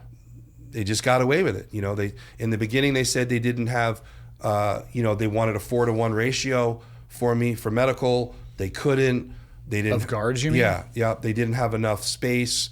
I didn't get rec. I didn't get showers. They said, they made excuses. Well, we have a female on the unit. He can't come out. He can't come out for rec when there's a female in the unit. We don't have enough guards, to move him from isolation to shower, then back. They always had an excuse. And on paper, the Department of Corrections, they just aligned with that. It's that brotherhood. It doesn't make sense, though. I mean, you were doing firearms training. Right. Why does that make you unsafe to come out if a woman is on duty? That I don't believe it had anything to do with me. I think it was just the political incorrectness or the standard operating procedures that they just implemented.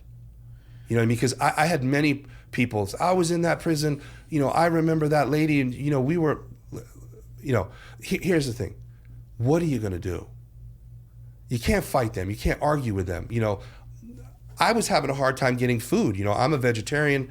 Have you always been a vegetarian? Yeah. I don't Do you not eat like the taste of meat?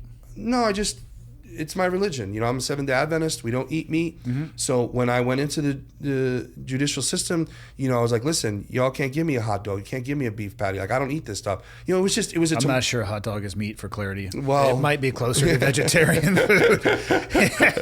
I haven't read the list of ingredients on a hot dog in a while, but I'd say it's a coin toss if it's actually meat. But you know what I'm saying? These challenges to the system are not normal. Their attitude was like, you're just going to eat what we give you or what we tell you to eat. And I refuted that. I didn't kowtow to that. I'm a sheepdog. I'm not a sheep. And I really tried to advocate to people that too. I'm like, listen, there was a Muslim population. There were other Jews there. I'm like, listen, when we look at it by law, there is a policy, there are procedures, there are checks and balances here in the state and within the judicial system with every branch of accommodating our religious beliefs or accommodating this. I mean, no, I can't ask for, 800 thread count sheets, but you can't give me a pork patty and, crawfish. You know what I mean? What is a Seventh-day Adventist? I don't know much about that. I've heard it before, but honestly, I don't know anything about it. Yeah, so we're a group of Christians.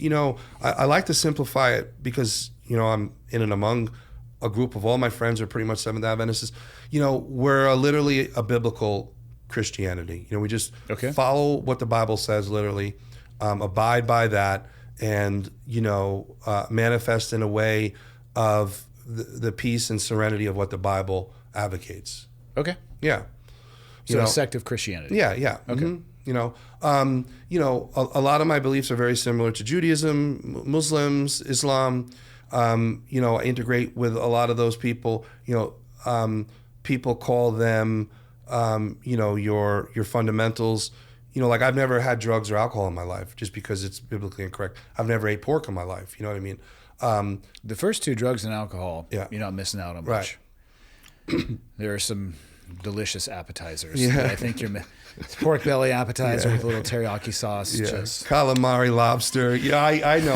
I'm constantly getting beat up on those things. But, I think that it sets the precedent in the stance of, the strengths and the character that I've formed myself into. And, walking in and among, folks like yourself, I've always been privileged in the sense that, listen, I want to be a cause. I want to be a product of something. And what I built Slate Ridge was to be Do you know the difference between scholar practitioner and a practitioner? Nope. Okay. So the scholar practitioner is a guy that reads everything in a book and goes out and does those things, an expert on it, right? Okay. And I would often say to command staff in the military, colonel, general above, or let's say a chief of police, sheriff, whatever, I'd say, listen, sir or ma'am, would you rather have the guy that says he's the very best heart surgeon in the whole world, that's been to every single class, read every single textbook, and has only done like 5 or 10 heart surgeries? Or would you like the guy that's done like 10,000 successful heart surgeries? And it's a no-brainer in that analogy in where you should go, where you should focus your attention. The practitioner is what I only allowed at Slate Ridge. Listen, you know how many times people told me they were Navy SEAL, Delta, this, that, and a third? I'd say, listen, I don't really care. As you shouldn't, actually. Right. Don't tell me, show me. You want to come to Slate Ridge, you want to go to the Maritime Range, you want to go to the CQB range, you want to go to the long range, go there and show to me you know what you're doing as a practitioner. Now, when I built the school building, I kind of like, Larry Vickers, right? I know who he is. Okay. Yeah. So, Larry Vickers, many other people, Kenneth Hackathorn, old school, like gun sight guys, I always looked at the fundamentals of training. It's a moot point. It's firearms. It could be sewing. It could be crocheting, cooking, whatever. Some component of the tactician part, right? Auto body. You are in a classroom at some point. You're not always turning wrenches, okay? The reason why I built the school and the authenticity behind how intricate the school was is that when you came to Slate Ridge, you went into a school building. I don't care if you were the best tactician in the world. You went into the school building to automatically learn the fundamentals of gun safety. So it wasn't redundant. You knew the principles. You knew our policies and procedures, and then off you went. The school building was the very first thing the town attacked to be removed, because I believe to this day that they felt that building, that school building, as I told you 45 plus minutes ago of how we got a license, how we got that school building, I think was so threatening to the Vermonter, to the populace that was in close proximity to me, that they just lost their minds. I'm still struggling to understand how they could connect the dots to a tyrannical overthrow of government or their way of life. If you look at 2019, they first started calling me a gunfighting school. That didn't stick in the media. Then they went to militia. Now, I wasn't a militia member, but I did let the Vermont State Militia come. Listen, Ellen Berry, a Pulitzer Prize writer from New York Times, they flew her in to come to my property. She was actually the only investigative reporter that ever came to my property. I don't know if you know her. She wrote a slanderous piece, but she was authentic. She came, she investigated, she took pictures, she looked at the property. She was the same thing. She's like, dorms, classrooms, ranges. Like, oh my God. She wrote the piece, but she had said the same thing. She's like, I spoke to the Vermont State Militia, Daniel. We interviewed them. They're going to be featured in this. Like, I was on the front page and a whole page inside the New York Times. She's like, some presidents don't get that. She's like, they said you were the only one that would let them come here. I'm like, yeah, because they're good people, right? They're all different colors. They're all different sexual preferences. For like a year, I think it was like 2000 to 2001, they called me the militia. And then that Vermont digger started Paramilitary. The Paramilitary adopted the most attention. People were just mesmerized. What year was this? 2022. Okay. When I was incarcerated in 2023 to 2024, the state adopted, it's called the Paramilitary Law. It's in my name. The Paramilitary Law now prohibits, among many things, 2 people training at one time in one area at one venue. I'm going to say it again. What? If you have a couple of kids, let's say you have 3 sons. Yeah. Only you and one son can train. You cannot train. What? Yes. Yeah. They put many other provisions in there. They put, your course of fire. If you're going to do rapid fire, that is a governmental overtake premise. It's just they put all What? They put all these sanctions. They put all these provisions. That's how the state of Vermont is slowly eradicating the the Second Amendment rights in the state. And the Vermonter is so fucking stupid. They're allowing this to happen without getting behind a level of advocacy or activism to refute that. How is that possible? That's just, they did it. Overwhelming vote. You know, when the vote came from guys that were private security contractors, I'm not going to say their names because they've already been beaten up, but there's one guy who was a Lockheed and Martin contractor there, served in Iraq. You know, I know him well. And voted for that? Yeah, yep. And is an anti-gun proponent now.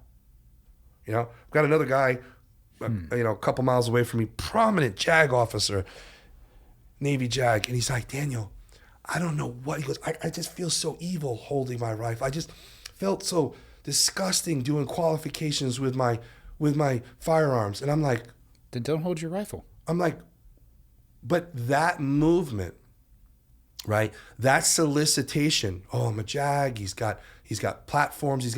He helps the moniker of anti-gun movement. He helps that very, very defamatory coalition of winning hearts and minds of people to be anti-gun. Today's episode is brought to you by David, the industry leader in protein bars. There's two different types of bars I'm going to talk about today. First, there is the gold, which is actually in this gold wrapping. I have these in the studio. These are my go-to right after jiu-jitsu, in between episodes, or just when I want to get a high-protein snack.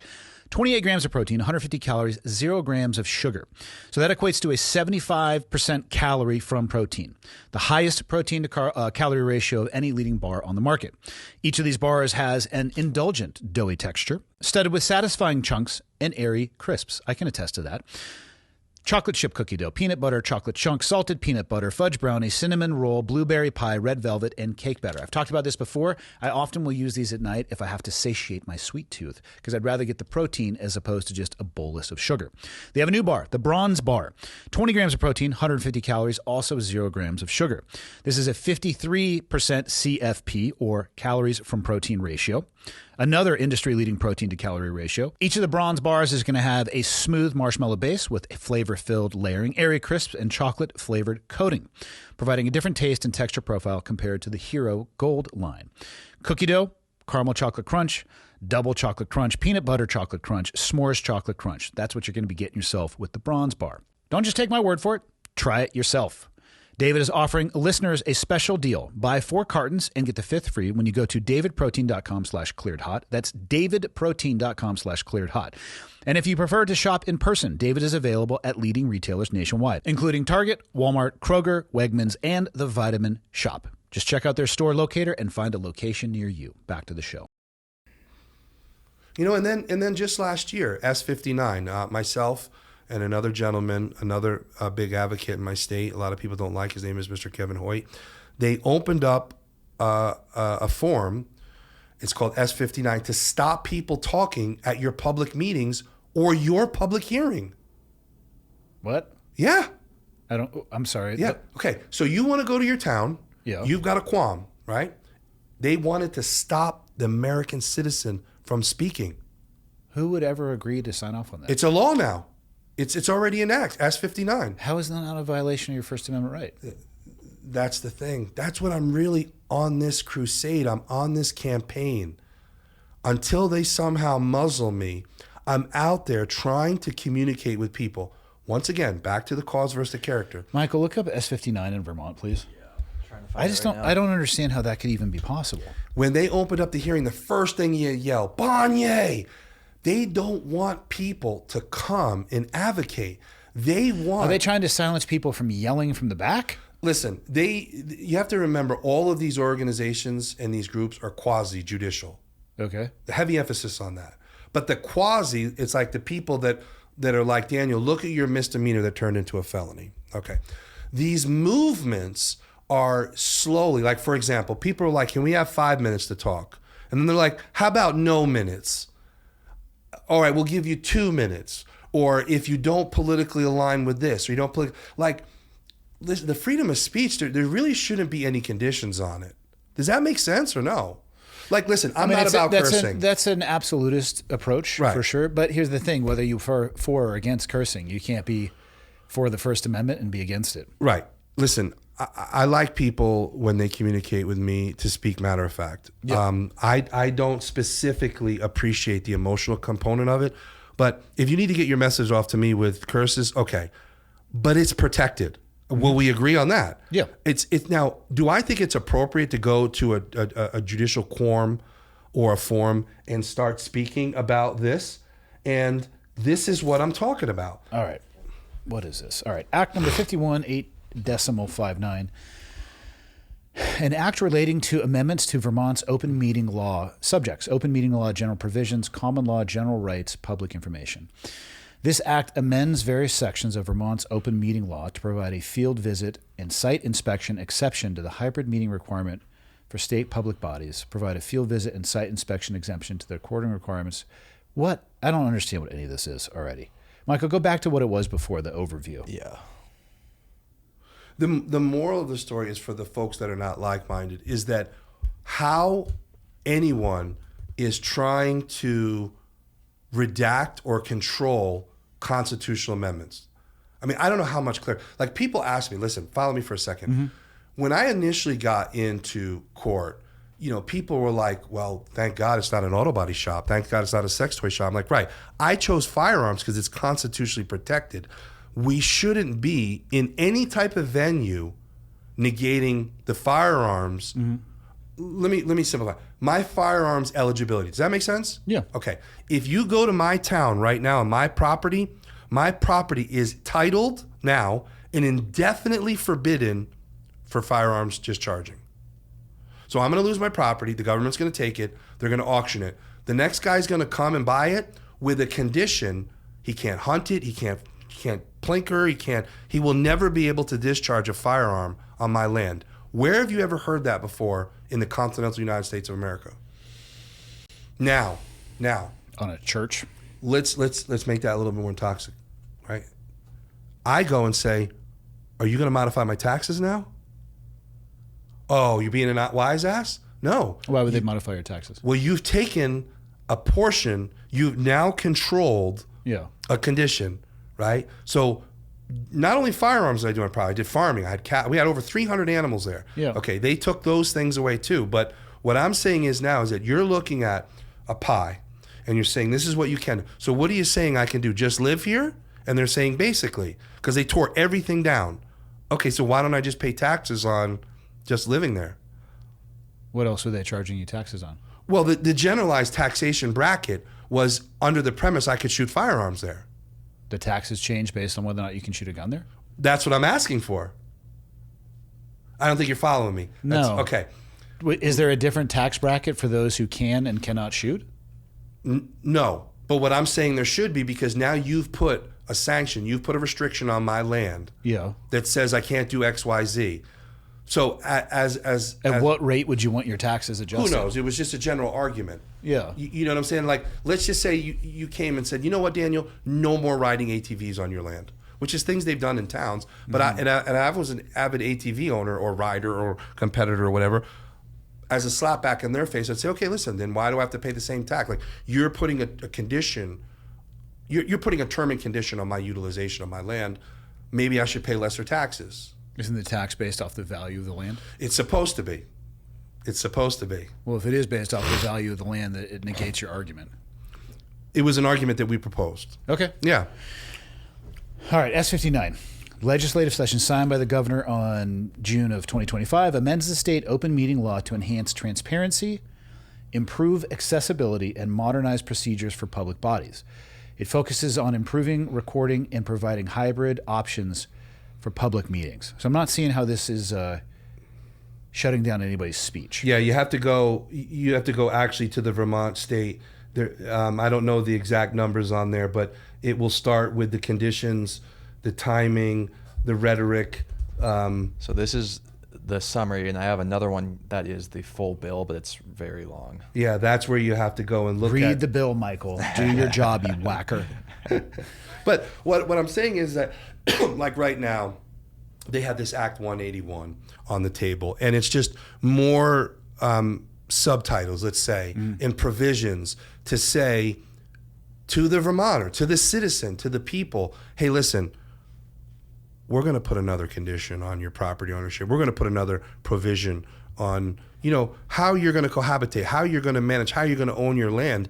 And that's what should be ruffling the feathers of everyone. You, me, him, anyone. I mean, listen, I'm all about permitting, right? People think like, I'm like, no, that's not the case. Like, what idiot would go and invest more than $1 million of infrastructure on a property with no permits? Like that tyrannical defaming my character, like I snub my nose, that policy procedure. No. When you ask any federal agency, they're like, listen, we made this guy jump through hoops. Okay. The oversight on him was tumultuous, like really, really radical. The problem, I really believe, is that I did it the right way. And while even my closest friends were like, how are you going to build this place? Where are you going to get the money? Where are you going to get I made it happen. But having that said, I think that was a threat to them, and or, this model, like, oh, he's training people. We did more than just gun stuff there. I had people come, outfitters, clothing companies, shoes. We did a lot of different things there. And, the off-gridding, homesteading, ideology really morphed. And that coincided with like guns. Look at Off-Grid magazine, look at Recoil magazine, look at all these groups that they kind of intermingle. And I don't know if you see that, but I do. I mean, I don't read either of those magazines. Okay, I don't either, but I see they're on the newsstand, their pictures, and I hypothesize the correlation. Orvis, a very large fly fishing group, is 25, 30 miles away. Those guys would come up. Hey, listen, I may not be a tactical shooter, but can we go out to XYZ range and do skeet? I'm like, absolutely. People wanting to camp or people wanting to just embrace the wildlife. It wasn't solely set on shooting. In the parking lot, you would see very decorated veterans that would just come and have the camaraderie about being around other veterans. Barbecue or hang out or go chill out with the animals. I mean, the institution of what Slate Ridge represented was a family-orientated, robust place that embraced everyone, and the government taking that away, really hurt a lot of people, and it really affected the totality of Vermont. Said in the beginning, right? There's no official at a local, state, or government level that didn't say we're going to get this guy out of here publicly, and when they said it, they meant it because they're getting me out of there. So this all stems from the clawback of the building permit, correct? The legal issues. Correct. Yeah. Mm-hmm. And what's interesting is that there's other actors. Like there's a gentleman on the board, right? I told you my town has town council men. Yeah, 5. Yeah. One gentleman, Mr. Michael Beecher, him and his son started a business on their land illegally. They got caught, had all these sanctions, but they were able to pay the fines, and they were able to keep the infrastructure they built, which is apples and oranges, right? They're commercial. I was, I have a non-for-profit, a legal 501c3. Yeah. It doesn't really appease many people, but we were a non-for-profit, okay. He had a commercial entity, for-profit, and the town was able to bend the system, right? It's the two-tiered system. Like, in my film and in my book and other things that like it's really a radical two-tiered system, right? What's good for me, not for thee. How some people got away with much worse, and then there's me that it's like getting the government slammed on me. What business were they in? The one guy was landscaping, and the other guy was some type of construction. What were they doing that went awry of what they were supposed to be doing? So, I just read case. I don't talk about hypotheticals. Okay. The one gentleman, Mr. Beecher, they had built buildings to house firewood production. I guess they were splitting firewood and selling firewood, and in that structure was the apparatus that I would imagine, log splitters and so all that stuff was produced without a permit. You have to remember, I had a permit, and it was in commerce, which is a whole nother thing. Like Vermont hates when you profit with your business. So he checked 2 boxes. Is that their state slogan on like the license plate? It should be, "We hate you." I haven't seen their license plate, so I'm not sure. Yeah. But it's So they didn't change their business license, or did they allow them to get a retroactive one? Oh yeah, they bent over backwards from they put some penalties, your fines, and he had to pay them over a course of year, interest, fees. My fines are by the time this is said and done will be about $500,000. Right now it's around $320,000.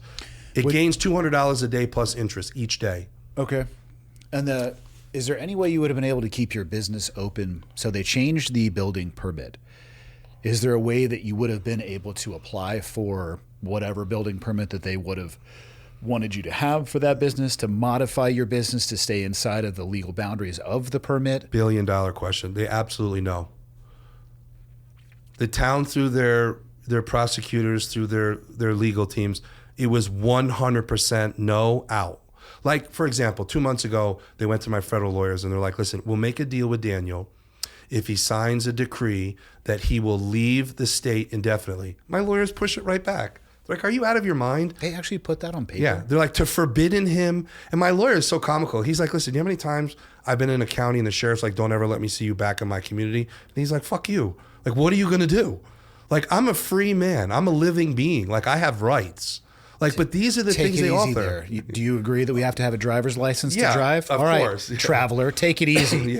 You were edging up against some sovereign citizen language there. But you know what I mean? Like, it's comical because, behind the notoriety of their lunacy, like, and there is, is that extra eccentric, like my lawyer's like, listen, who would ever sign this? Like, I would never legally advocate any client. Forget about Daniel Banyai. You want to forbid it, then they'll say, okay. Depends on the situation they're in. If they think they have leverage. Well, they do have the leverage because they have the state, they have the government, they have the community. And at one point, they had the populace against me. But, tables are turning. The dissemination of information has been coming out. People are finally, I used to say to people of all breeds, colors, whatever, listen, Mr. So-and-so Navy SEAL, why did you trust my facility? Well, Daniel, when I went into school, I looked to the left, the wall, all your licenses were there. And if I ever doubted them, they're all federally. Let's say you lost your FFL today, within 15 minutes, it's updated. I went to the State Department. You're a school. It would have been redacted. It's on there. Mm-hmm. So I didn't need to talk to you about it. It wasn't about credibility. The facts are here. And then, I started winning the hearts and minds of those people because they were just like, you were smart enough to put all your licensing, your zoning, your bonding, your insurance, everything was on the wall there. Mm-hmm. Who looked at that? I don't know. Some people did, but not enough. Because there were a number of people that would come that actually turned their back on me that was like, wait a minute, I was on your property unlicensed, unbonded, uncertified. I'm like, no. Why did they think those things? Because the media. And the media is victimizing people, and it's metastasizing daily. It's becoming an epidemic. Welcome to the real world. Yeah, it's becoming an epidemic. People are constantly telling me, don't let it bother you. But what has happened is that there's a complete disconnection from logic. And that logical standpoint is where, the introduction of really radical emotions, people yelling, crying, screaming, hate, whatever. And, what I try to do is stay level-minded and bring people back and be like, listen, you don't have to like me. I just need you to respect me and understand I had a valid building permit. It was clawed back, redacted, whatever verbiage that is applicable to your intelligence. And I refused, as I provoke everyone else. If you built a house, one of the largest developers in our communities on my side, he's like, Daniel, I'm the biggest developer around the ski lodges. We got Killington, we got all these big, he's like, I could piss somebody off and they'll say, boom, they'll pull my permit. I got to take down 100 condos. People are living in fear with a precedent. You get it, right? Once that precedent started, look at the Bruin case. Look at all these other. Look at Rhonda Azell. Like all these other people that I've intermingled in my legal group. They have all these huge precedents. Once they get authenticated, they get activated, and that's what the Vermonter and other people. Massachusetts has put some commentary about me and my precedent. New Hampshire, Maine. They're like, look what this Vermont did to this guy. how could we finagle that to work for us when we got some shitbag we don't like? And that's the scary part. Is there any way you could have fought the changing of the building permit? Was there a legal avenue to fight that? Not that you necessarily would have won, but was there an avenue to? We did. So when we went to the Second Circuit Federal Court, we argued a freedom of speech because, the building structure, while we could have taken all the gun stuff down like in here, we could have turned it into a church. We offered Alcoholics Anonymous meetings. We had one or two weddings there, a couple of bridesmaids, like we had other things there, So we could have turned it into an event center or an event arena. State said no. In actuality, when you look at the narcissistic verbiage, right?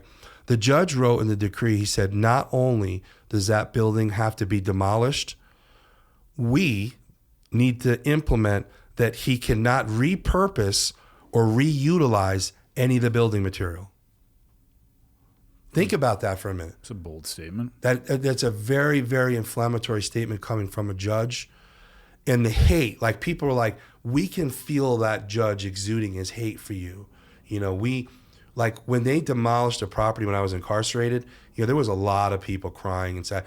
They went down and made sure every 2x6, every 2x4, they ran magnets to get the metal nails. Like they made sure that nothing was left so that Slate Ridge 2.0 could never be rebuilt. So there was no legal path for you to fight that revocation of the building permit? No. It's a tough place to be if you're on the other side of that. I pray that no human being, no American citizen ever has to go down this slippery slope. The slope for me could have been worse if it was predicated on fear, right? The quintessential component to my advocacy was I didn't fear them, right?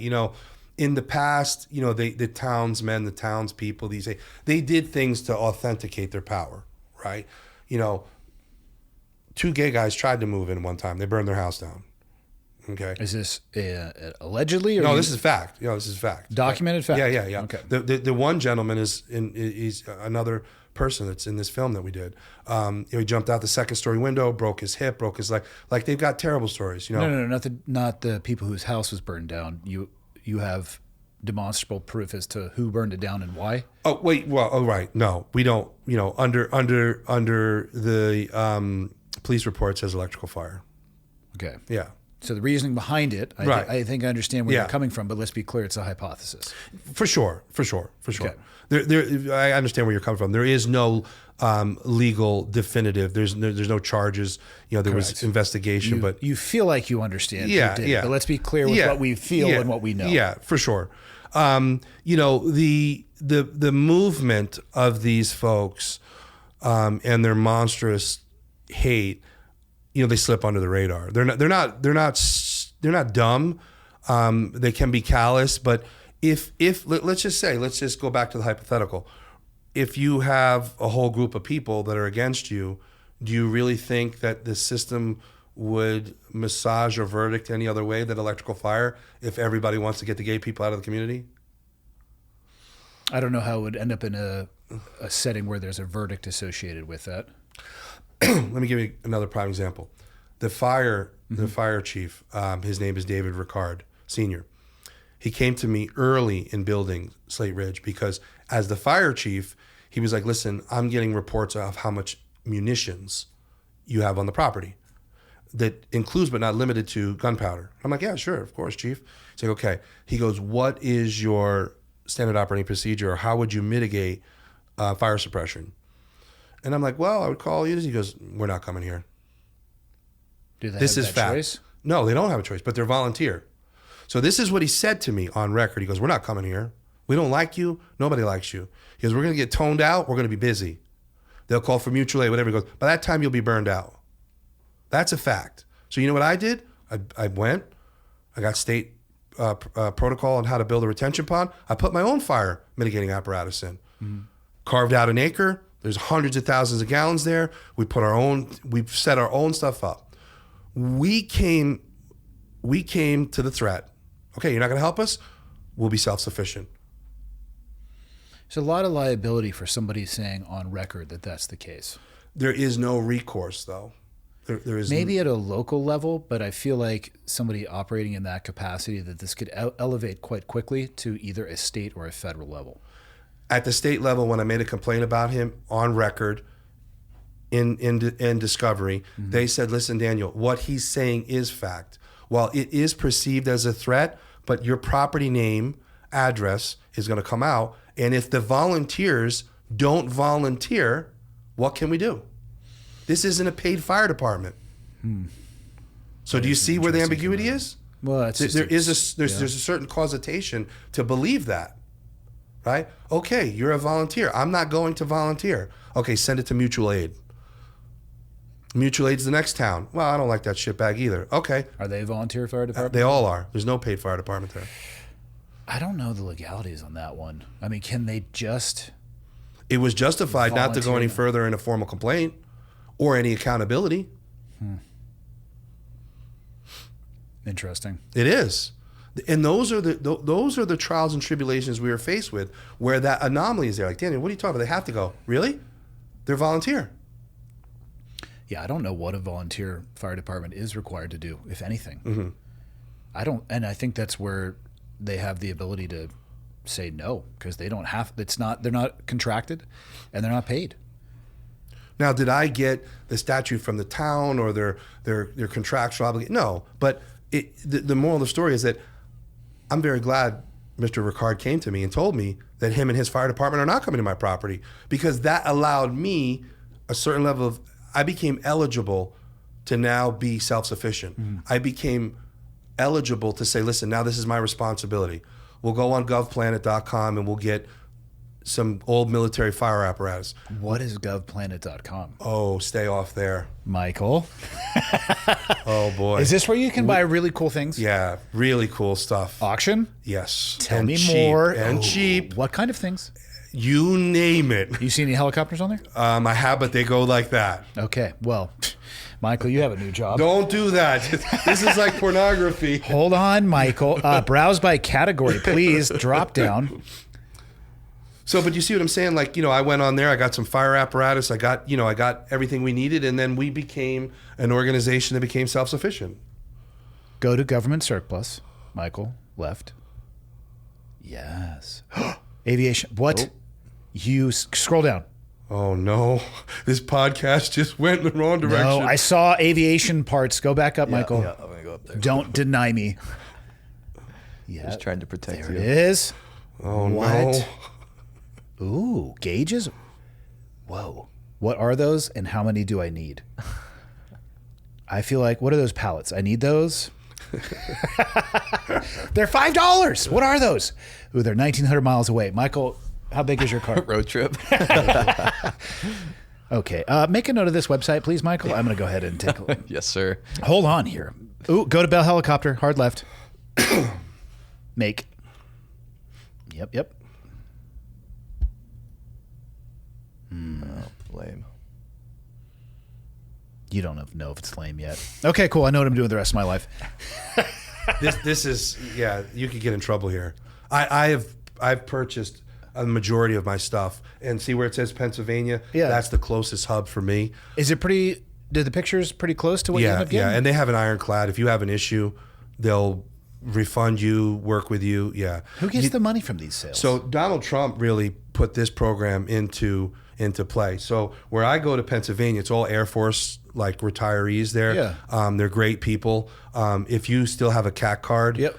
Okay. Any of the bases that you could get a lot quicker access if you have an active CAC card. Yeah. And you can really intermingle with the staff or whatever MOS is test selling. fly the helicopters, maybe. All that stuff. Just Run spin, it. just Like make I'm sure. always looking at the M1078, the trucks. Yeah. So, listen, this is, forget it. We'll save this for another day. Yeah, you're welcome. Whacker's going to go ahead Yeah. and bookmark this for us. But I bought latrines, I bought shower stalls, the dormitories. Yeah. I put a lot of the Okay. Viking cookware. Yeah. All right. How was your time in prison? What'd you do with your time? So Or jail or I don't know. yeah. So it was tough right off the beginning. I was very, very isolated. I definitely kept my mind busy. I reverted back to some training that I had. I played little mind games. What would the average day look like? Very long, a lot of yelling and screaming. The first facility I went to, they gave me 2 9-ounce cups of water. There was no running water in the cell. That was it for your day? Yeah. You couldn't, you had to ask to have your toilet flushed. It was really tough. I'm not gonna lie. I'm manning up and saying it was really tough. It didn't really get easier. The facility that I was at, everything that I learned from TV, like when do I get my phone call, everything was so controlled.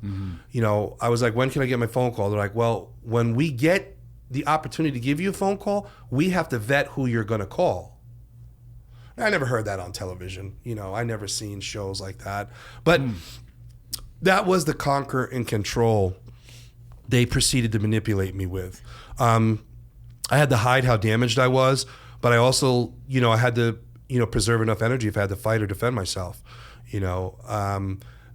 After a couple of weeks, they moved me to another facility, which was really robust. Like, this was a Supermax facility.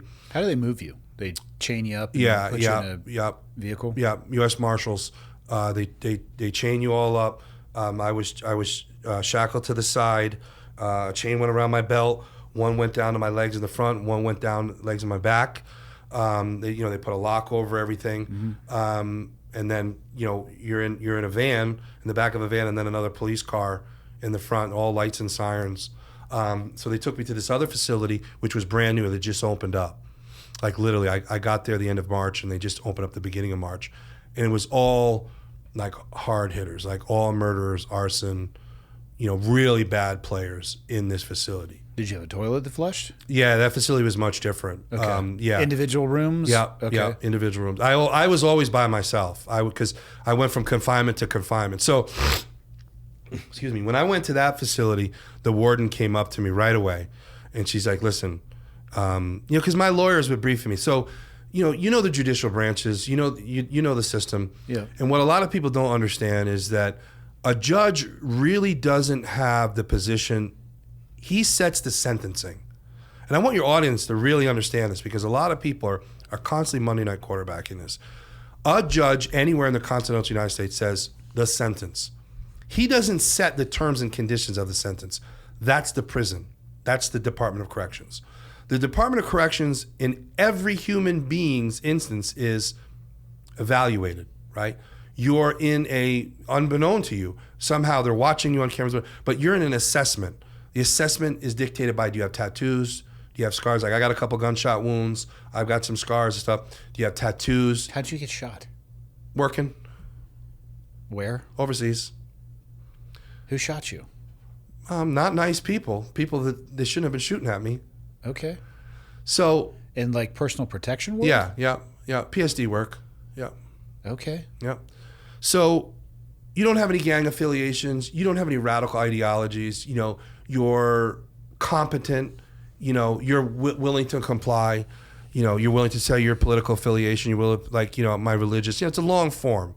And then in that evaluation is where then the housing, they call it, the Department of Corrections, assigns you. For me, they put me right in with like terrible people, like really bad people. And I was like, wow. And it was interesting because when I finally got it, I joke on other podcasts about it. It's like murder, arson, zoning violator. I get out of the confinement and I get into general population, and it's not anything like I've seen on TV. And, do I have bad actor friends? I know some people have done in the drunk tank or maybe did a few, I don't know. Nothing like what I experienced and nothing like what I have visually experienced. Do you recognize what I'm talking about? Like, It was a complete disconnect for me. Like, I was like, listen, can I have my Bible in here? They're like, no, you're in solitary, you're in isolation. You're in this special housing unit. You can't, you cannot have anything in here. And I'm like, wait, what? Like, I have, and that's the thing, is that you don't have rights. Mm-hmm. In that. What charge were they holding you on? So that's the thing, is that everyone articulates, my only felony charge is interfering with law enforcement duties. Okay, so it wasn't a zoning violation. No. The zoning violation was the civil contempt of court. So this stems from you being pulled over from the and fighting with a police officer, right? What excuse me, what the system really equates to was two components. The judge in the civil, right, said, once we get him locked up, he will stay until we demolish his property. Wow. And I had to serve that time until weeks later, all the bulldozers are gone, everything is cleaned up. Then they were like, okay, that's done. Then I went in front of the justice for the criminal fighting with the cop. Mm-hmm. Okay? That took time and it took procedure. I ultimately got bailed out on that, but it took a long time. And you were in prison during that time. Correct. Waiting. Wow. Right. Yeah. What was it like interfacing with those people in the general population environment? Is there a lot? Do you interface only at meal times? Can you avoid and be by yourself if you want to be? So I was the anomaly because I didn't know, there's no rule book. There isn't. My lawyer's like, oh, we'll hire a guy we put away and he'll code. I'm like, no, I don't need that. What I did know, some fundamental things. Like I knew when I got out of isolation, I needed to find out whoever was in charge. In the prison system, they call it the shot caller, who holds the key. That's like the main guy there. Mm-hmm. Among their notoriety, affiliation, whatever, there's one leader. In the facility I was in, I talk about him frequently because I still communicate with him. He's 25 to life. He's a murderer. I mean, when I got out of isolation, within an hour or two, I found him. Like I asked, they're like, it's that brother over there. It was a Rasta, Jamaican guy. And I went over to him and I brought my paperwork with me because they want to see your paperwork. And I'm like, hey, how you doing? He goes, good. I go, my name's Daniel. He goes, yeah, I know. I said, you want to look at my paperwork? And he goes, no, we know who you are. You're on every television in here. I hadn't been able to see television for weeks, months, because I'm in isolation, but the general population could. So this guy, Bugs, made my life real easy. I feel, although he probably would never say it publicly, he probably saw me as a threat somehow from whatever the media depicted, maybe my size, maybe my stature, whatever. I presented an alpha type guy. I was very injured. You have to remember, I'm stemming from all this pain and issues. I have no medical, right? No medical. When did you finally get seen? I got seen the week I got out. Wow. I don't see how that's legal. How they can't. None of it's legal. We're coming to the challenges, the statute of limitations. We're coming very close to the terms of, when you can file, when I can have an offensive. I'm in a defensive position right now. What's going to happen is win, lose, or draw, an offensive motion, I will sue everyone, right? And there's been a collaborative movement from prison folks, prison staff, which some treated me fairly and some treated me unethically. There will always be a whistleblower. There will always be some inquiring minds. Somehow, the authenticity of what has happened to me will come out, and it will come to fruition in a lawsuit. Because everything that has happened to me, and then, you may sit here too and be like, this is bullshit. Like, how can I believe? It is fact, and it will come out to the general public through lawsuits, depositions, et cetera. And, back to the incarceration part, like those guys, those, murderers, were very confrontational, but I think somehow they formed a narrative from what the media depicted and didn't want to challenge me. I didn't want any trouble. Like I had told this guy and his other subordinates, like, listen, I'm, number one, you're not going to hustle me down, right? Number two, I'm not helping you. I'm not, and I just cohabitated with them. At times there was some real comic relief. The facilities didn't have a division of psychiatric, so someone that was straight up loony bin was in. Like I tell my family, like I live on a farm. The roosters are going like crazy at 3:30. I couldn't get away from it. There was a guy two cells down. Go. And I'm like, what the fuck? I can't get away from these roosters. Like literally, I'm not joking. A guy starts acting like a chicken because he identified as a rooster. So did the shot caller just basically tell everybody to leave you alone? I'm not really sure what he did do. I mean, he invited me to eat at his table, so I was like the only guy that I got to eat at his table. We became friends very quickly. He ate meat, I didn't, so we exchanged food. he wasn't a vegetable guy, so I was constantly eating fruits and vegetables that he didn't want. So, we worked out an arrangement very quickly. I mean, he was a small guy, maybe 130 pounds. But you put that word K or M, killer, murder. Yeah. So there was a premise of like, maybe don't mess with him. But then I'm 273 pounds right next to him. I think he used that to his benefit. I mean, I definitely saved him a few times, like from almost getting in fights. But where we were was very, very bad. If you got a ticket or if you had an altercation. What's a ticket? You get it written up. Oh, okay. Yeah. So, I'd always tell him, I'm like, listen, I'll help you as long as you stay out of trouble. Right? Don't inflict any trouble here. We don't want any drama here. Like, let's just cohabitate. And it was unorthodox, I did some other kookamani stuff in there, to keep my sanity. And I was going to say, how'd you spend your days? I would just walk around. I mean, once I got the general population, I could start getting material like books, magazines, newspapers. I antagonized some of the COs, Corrections officers? Yeah, correction officers, yep. Like I formed a gang. Like I put a sign-up sheet, meet us over at the pillar in the far right, Thursday at 6, gang initiation meeting. What'd you call the gang? I was going to call it Los Dreidels because they hated Jews. And I was categorized as a Jew because I got a kosher meal. And the news said I was a Jew. And so I was going to call it Los Dreidels. And I made a hand gang symbol. And, I just did kookamani stuff. But, I just tried to keep my own sanity, keep the peace. I really couldn't stand the running and yelling. So I really tried to get involved with stopping that. I'm going to be honest, I don't want to go back. I've got, a really complex trial, Yeah. Where does the legality of all this sit today? So, I'm going to take a trial by my peers. Mm-hmm. The trial is supposed to be at the end of this month. It's been delayed since last year. My trial was supposed to be in August last year, then September, then October, then November. But on what charge? Interfering with law enforcement duties. Gotcha. Okay. Yep. It's a single felony count. Okay. So I'm hoping that, the articulation of really the background of the police officer, I was a law-abiding citizen before that, all of the innuendos and commentary, about character assassination, the terrible things that people say, that really doesn't have anything to do with facts. What the case is predicated on is facts. Here's the police department. Here's the prosecutor, like this prosecutor, Jared Bianchi, right? He's been in trouble 2 times in the last year. 1 time for photoshopping evidence. Okay? This is fact. We can Google it. 2nd time for manufacturing evidence. And this is a prosecutor? Prosecutor, state But prosecutor. still has his job. Yes. So we're going to use these things and other things. Like my lawyer was just like, we were just in court last Monday. Like, he's like, Your Honor, he shot a guy evading in the back. You're never supposed to do that. Probation. But my client, Daniel Stephen Banyai's you're offering him 12 to 15?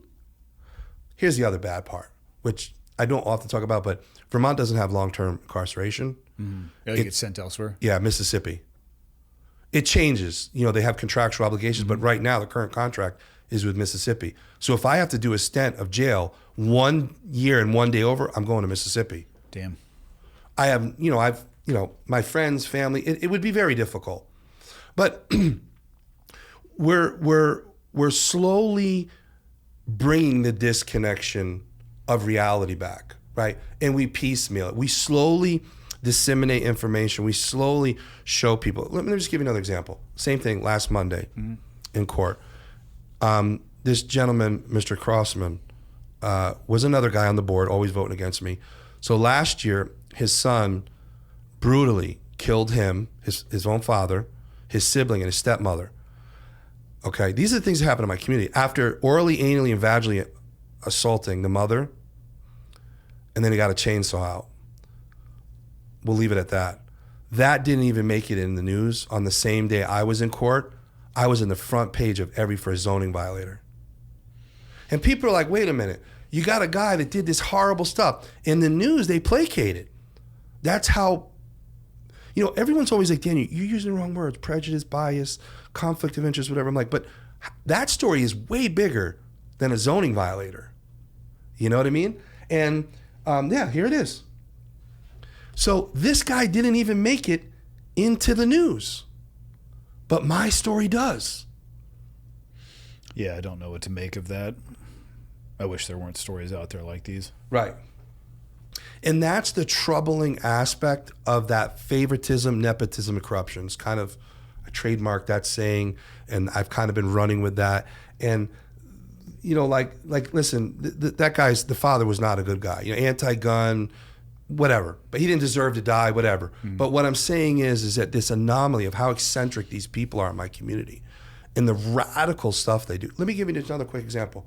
You know Robert Kraft, right? Owner of the Patriots? Yes. I'm not going to say that I know him. Okay, but you know of him. Yes. Okay. Two very different statements. Okay, perfect. Thank you for the clarity for your audience. His best friend, Mr. Machensky, Lee Machensky, he's a mogul in my state, in my community. He's a big real estate developer. Okay. They were both caught in Coral Springs, Florida. You heard the story? Massage parlor. Yeah. But they were charged with 17-year-old Asian human trafficked girls. They were ankle shackled to the wall. Now that guy gets charged with that, comes back up to my community. He's hailed as a hero. Why? Because he didn't do it in our state, and he did it in another state. Who hailed him as a hero? The community, his constituents, the cohabitants. They told him good job? You know what they said? We're not going to worry about this, Lee, because you didn't do it in Vermont. You would never come here. You would never do that. I don't know if that's hailing him as a hero. They held him still. There was no protesting. There was no, not supporting the various restaurants. Like, people collectively and collaboratively, they held him as a hero. I can't articulate to you how, but there was no negative attributes to his behaviors or his, he died. He never got charged. He died before the hearing and whatnot. But the moral alliance is like, listen, you could have went to a rub and tug anywhere else. They didn't have to be minors chained to the wall. You didn't have to do it with Robert. You know what I mean? Like all these components, but that wasn't mainstream media. Me, a zoning violator, was. Yeah, I don't know what to make of that. And that's a hard pill to swallow when you look at, how did these folks incentivize? How did they profiteer the components of radicalizing a system that's supposed to be protect us? How did they get people to get behind their movement? And that's the types of conquer and control. They controlled the media. They controlled the verdict. Like I said in the beginning, the prosecuting attorney's law partner being the executor at the largest media source. Like, my attorneys were always like, you're divulging confidential client-protected information. You don't have any proof of that. Well, yeah, it's in the front page of the news, it's on the radio. Like, only we know that. How did it get? We don't know.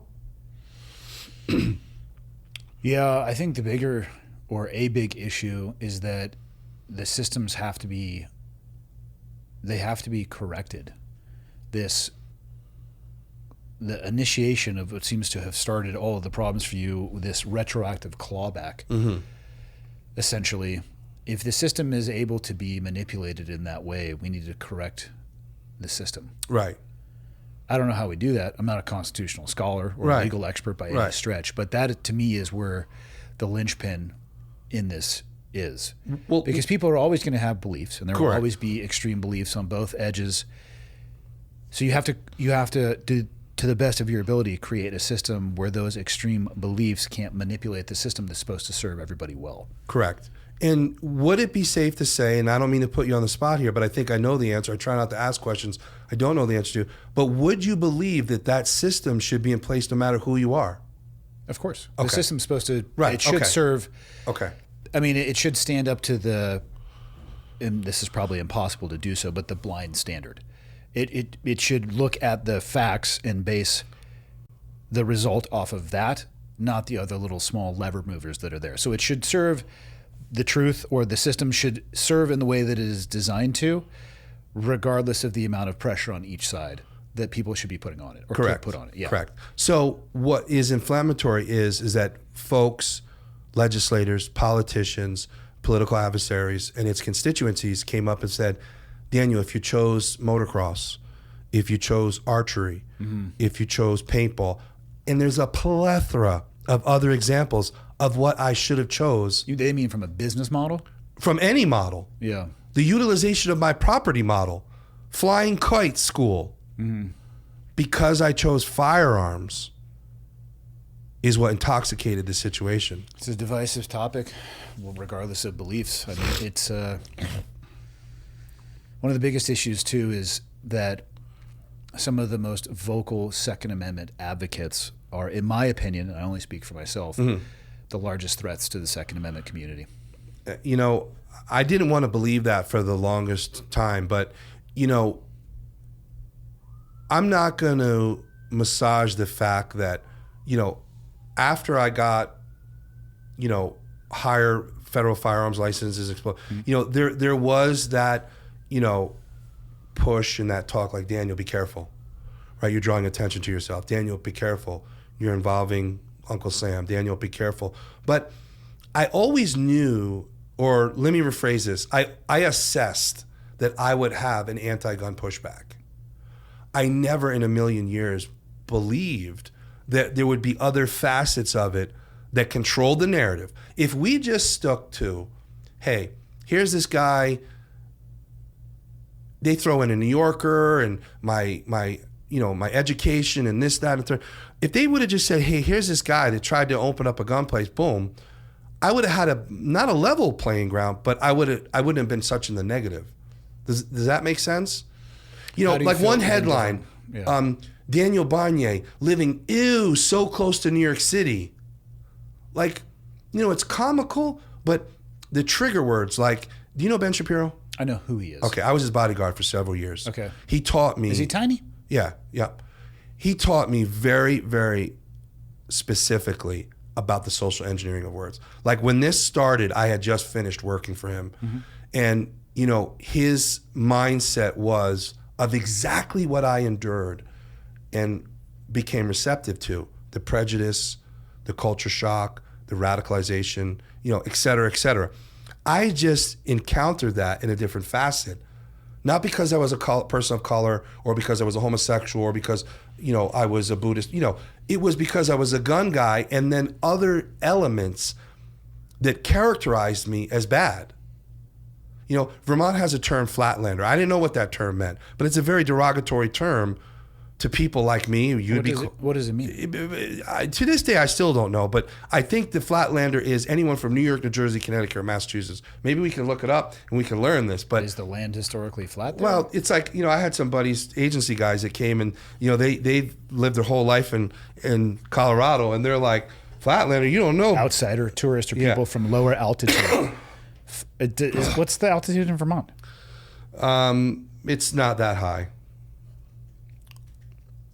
But, you know, listen, I believe the polarization, the narratives, the trigger words, you know, they really, listen, this Merrill Bent Bianchi, this system, this Judge Durkin, some of the most prominent legal scholars were like, Daniel, if the hoopla, if all of the negative rhetoric about you was not aligned or affiliated with this, we would have won this case.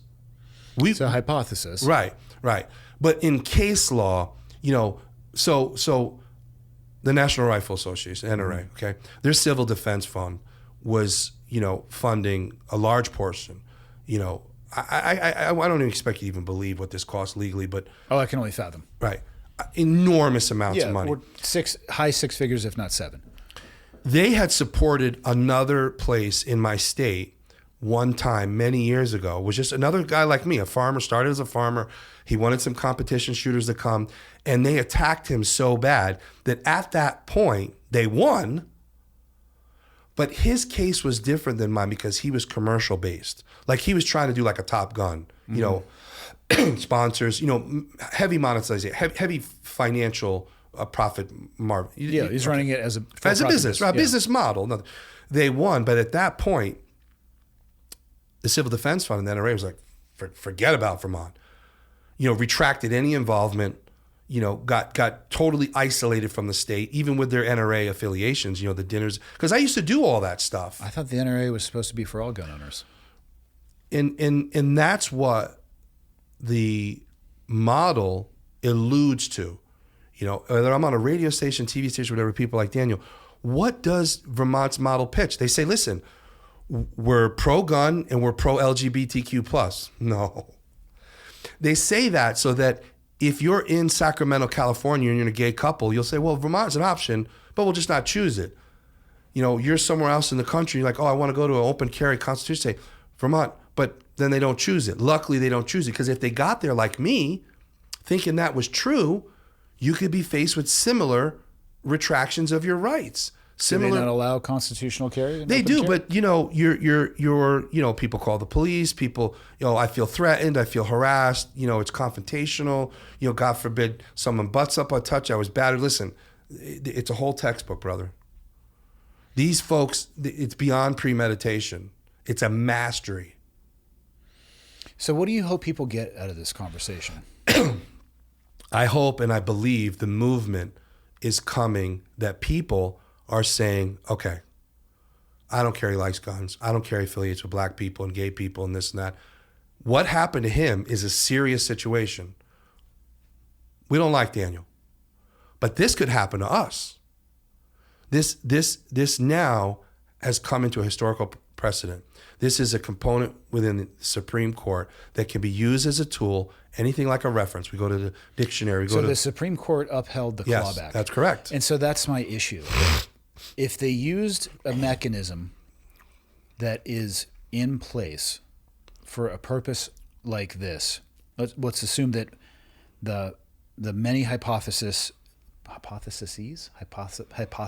If it's plural, it's hypotheses. Hypotheses about the motivations and beliefs of the people that came after you are in line with what you said. They were able to manipulate a system that I don't know if it was designed to be used for this purpose to achieve their end state. And that should be a threat to everybody. And right. They call it weaponization of zoning. And then that needs to be fixed. Otherwise, it's going to work for you until you find yourself, and this could be for anybody, and most people may listen to this and say, well, I don't start a business, this, that, or the other. Right. That's all great, but the same principles apply. If the system has back-end levers that you can move and manipulate based off of being an activist, that's a danger to everybody. And those systems should be corrected. Right.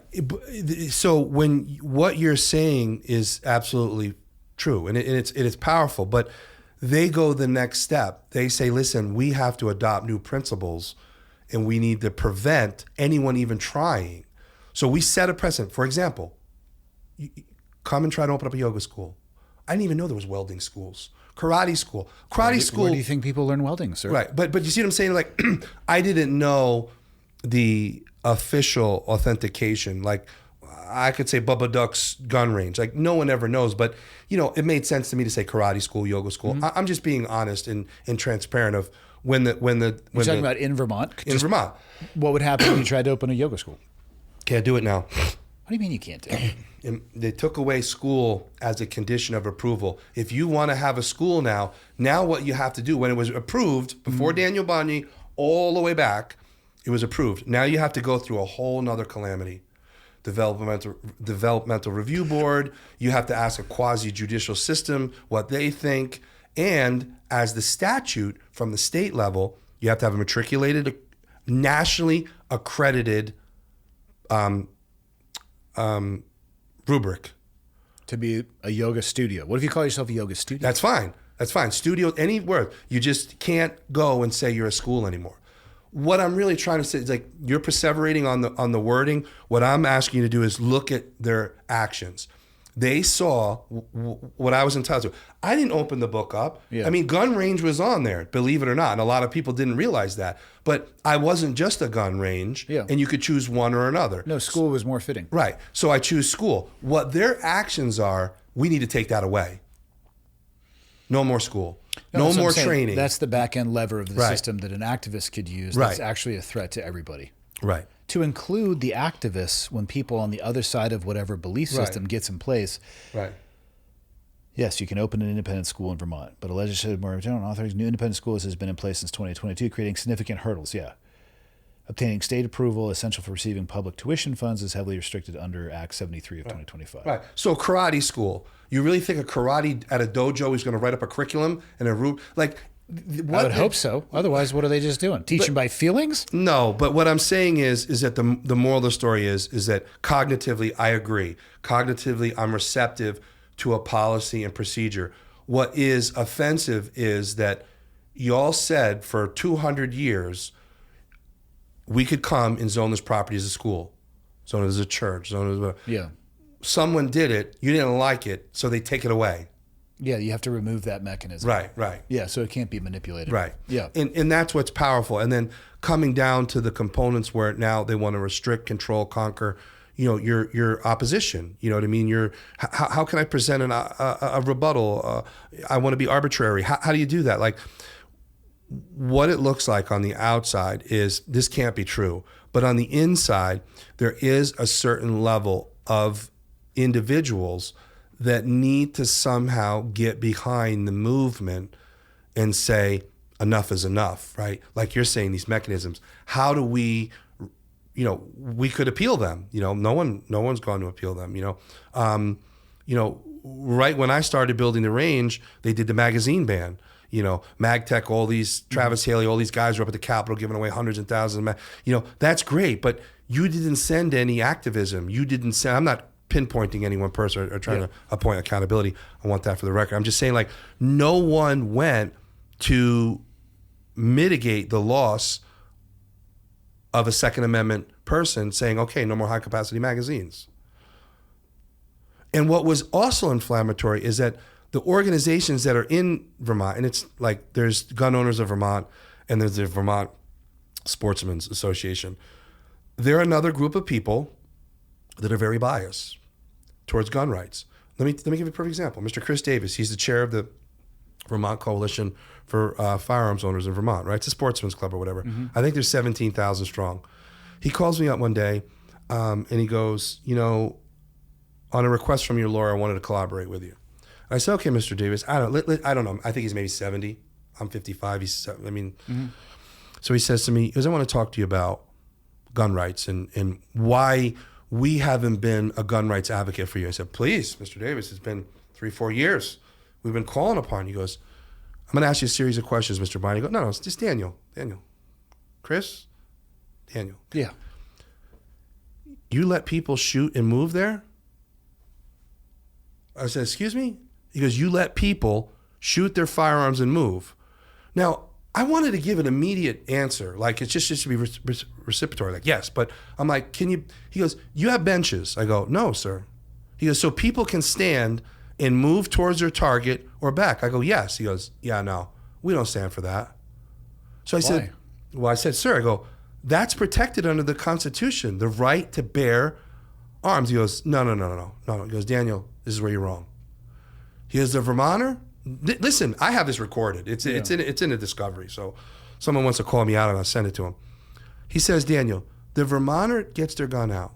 We go on a bench. We sit down. We put a couple sandbags. We fire a couple rounds. Maybe we talk to our buddies, whatever. We clean our guns and we go. He goes, I'm here and you're letting people walk around shooting multiple targets, preaching this, maybe he didn't use that word, but I'm like, yeah. No. We don't. Who has the audacity to speak for all But that's where their activism becomes prejudice or bias. I wouldn't even call that activism.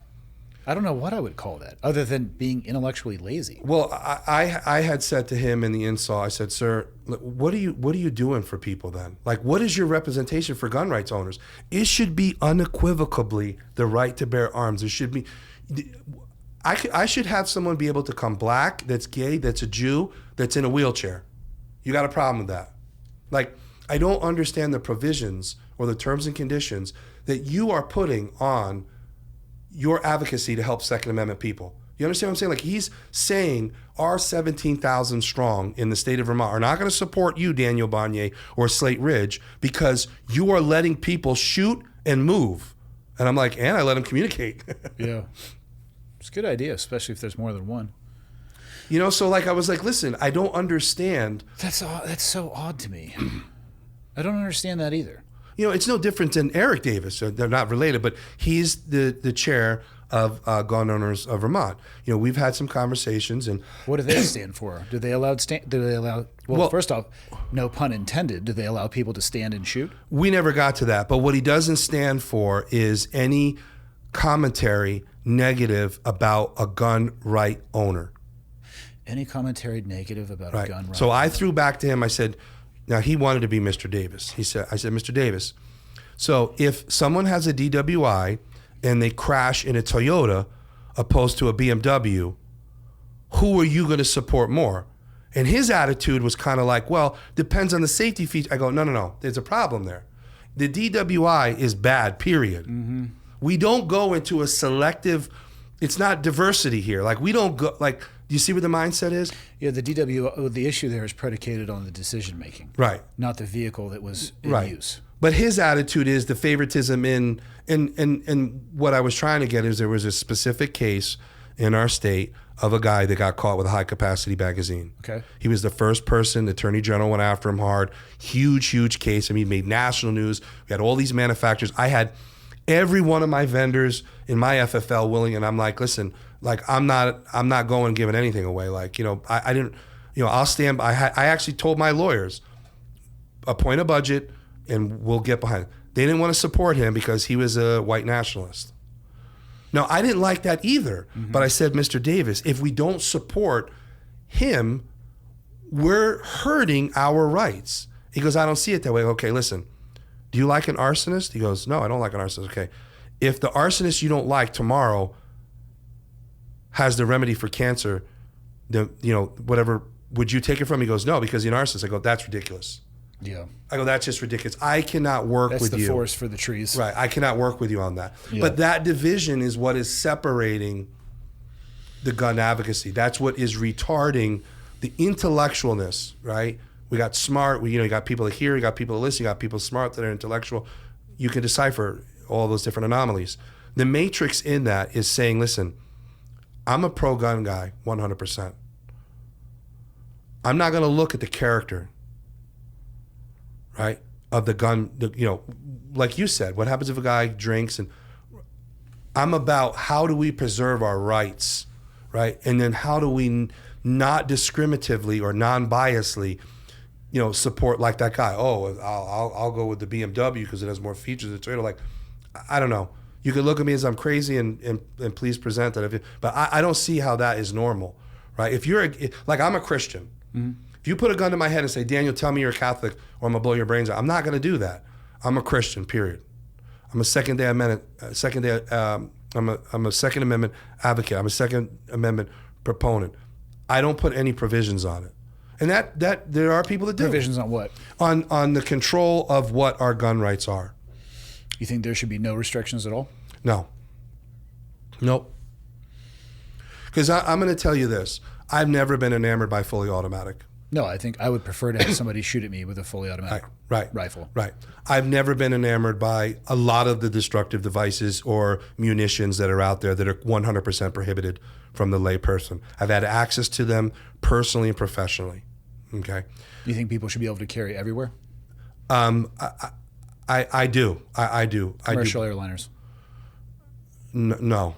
See, you're putting restrictions on the Second Amendment. Yeah. I had a guy argue with me online the other day. Yeah. We weren't arguing because I'm fine with people believing what they want. Right. He thinks that the Second Amendment should mean, in his opinion, commercial airliners, everybody's gunned up. Yeah. That is wild to me. I'm not here to tell people how to party. I struggle to understand that headspace. I can tell you this from a personal component. I've carried, concealed on on airlines. I've concealed in a lot of places that when I was credentialed, I was allowed to. I can say this. When I first got my rights as 18 years old to carry a pistol, it gave me a newfound look at how to be more responsible. Mm-hmm. Not everybody sees it like that. Right. And I've done a lot of youth advocacy. I do a lot of work with domestic violence survivors. I put guns in more hands for free than anyone in my state. I've donated more ammunition, more gear, ask Safariland, I'm all these places. Like, I'm that guy.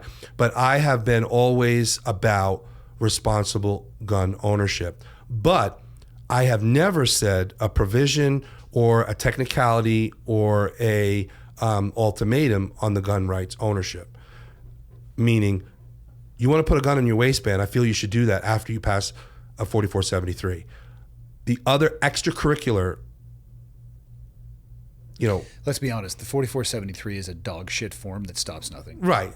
But now they're using it as a catalyst to stop marijuana users from having firearms. Is that state dependent? I feel like It's federal. I don't have my federal firearms license now. I hope not to be a convicted felon, but the felony accusation is very inflammatory and everything went away very quickly. Oh, I'm sure it did. It can come back, but at this point, the crusade is to prevent from being a prohibited person. In that, when marijuana came legal in Vermont, people are smoking cannabis like cigarettes. It's legal here as well, too. Yeah. Recreational, medicinal. So the ATF came down very hard on me and saying, listen, you need to monitor that, you need to have an unequivocal, policy and procedure on that. And I'm like, it just starts with my religious beliefs and on my property. There is no drugs or alcohol. Yeah, how are you supposed to monitor that? I know, but it's just, it's just like other provisions and sanctions they've tried to have me adopt to or, participate in. And,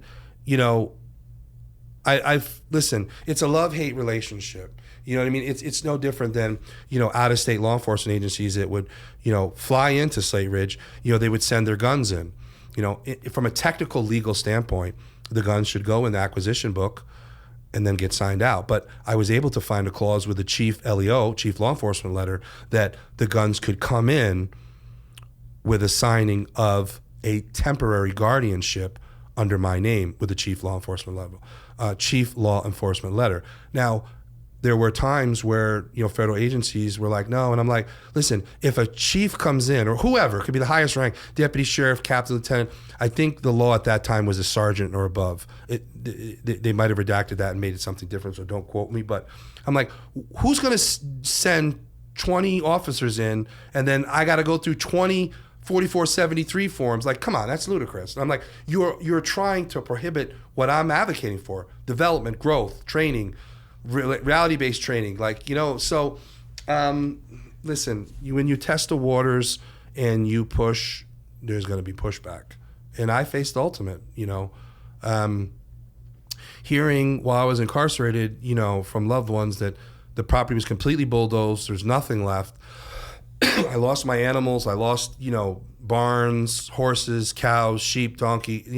It's a hard pill to swallow. It was really infuriating, and the movement now is to prevent it from ever happening again. Even when we had an advocacy like come to Slate Ridge, it was never it was never by accolades or awards or certifications. We just said, listen, come to Slate Ridge. Maybe you're going to see your idol or whoever you're enamored with in the parking lot or hosting the class. We didn't market it that way. We didn't advocate that way. We wanted reality-based training from real life scenarios for people to get proficient with using their firearms in a self-defense measure.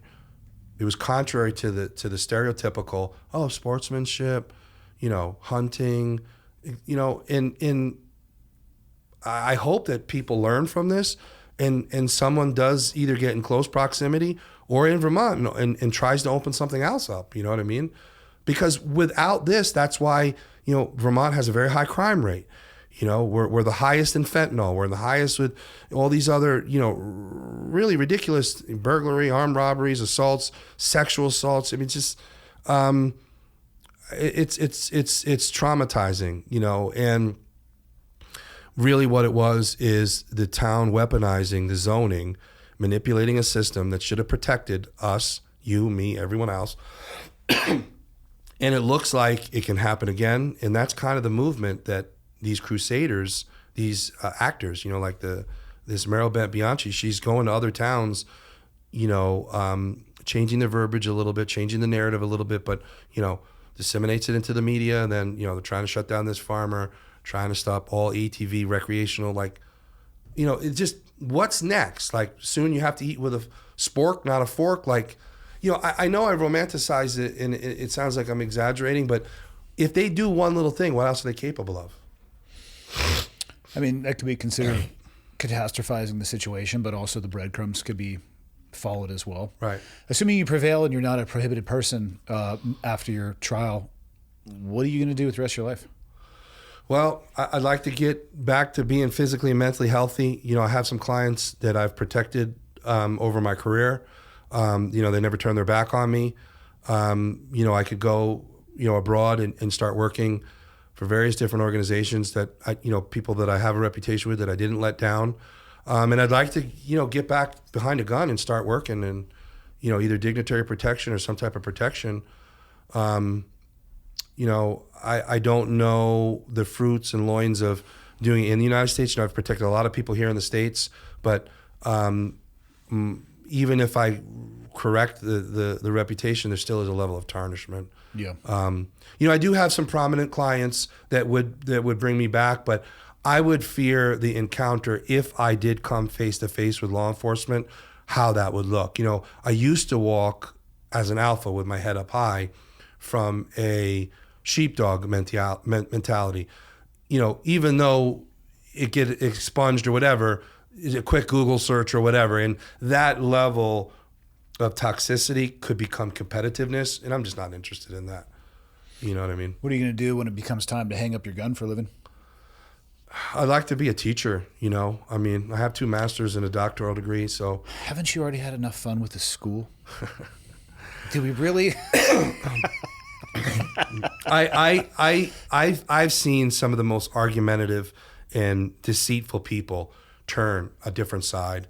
And while my ego says that's a product of, my intuitiveness, my, how resilient I am, even when I was incarcerated, little things. I told people there's no more running, I stopped the fighting. Was it me? I don't know. I like to think it was me, but, I talked the talk and walked the walk. And I believe that was influential. Through my spirituality, they're like, listen, I don't go out and mentor youth and say, come on, boys, come to the farm. We're going to crack open a beer. We're going to smoke a joint and we're going to eat, pig's feet. I don't do that. And I think there is a group of people that are like, listen, no matter what Daniel is, he still has values. He still has chivalry. He still has dignity in doing honorable things. And how can I translate that to other people into being, better citizens or being a better human being? Like, I've told the DA in my own community, like, you can't use me in some form of community service, reduce the recidivism rate, restorative justice. Like, I have a level I have some components, I have some intellect that could be beneficial to you. Like, how could I proctor that into helping folks? So I hope that it turns into something. I'll tell you this, I'm getting the fuck out of Vermont as soon as my case is over. You think? Yeah, I'm getting out of there because it's just. You may just want to have your mail sent there and maybe get out of there now. Yeah. If that, first off, Yeah. that's not legal advice. I don't know. No, I know. Like, listen. I don't know if you're allowed to leave. I mean, you're sitting here in Montana, so Yeah. technically you're. Yeah. I don't know. No, Michael, call the police station and see if there's a warrant out. They're on their way. I have gotten, psychologically unhealthy. I've grayed. I've. That's just called age. Yeah, but I think it's intensified because listen, you more than me could, there's a certain level of stress behind a gun. There's a certain level of stress in your marriage, a certain level of stress in education. And here, this level of stress that I've endured was of epic proportions because I never believed it could happen. Yeah, that's a tough one. I never believed it could It's happen. a paradigm shattering. Yeah, right. Yeah. That paradigm shift is what, like I say, I opened up Pandora's box, and then that paradigm shift came, and I was just like, no, how is this happening? Yeah. And then the reality of other people believing it made it even more complex. What do you want to leave people with? We've been at it for almost 3 hours. Yeah. I want to leave people with this is that, cause over character. I want you to focus on the cause. I don't want people to give up. I want people to, show their strengths in advocacy for what they believe in. Listen, we're all got problems. We all have trials and tribulations.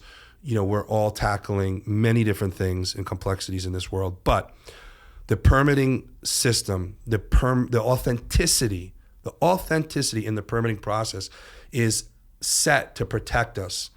It failed me, and it has now the precursors to fail others.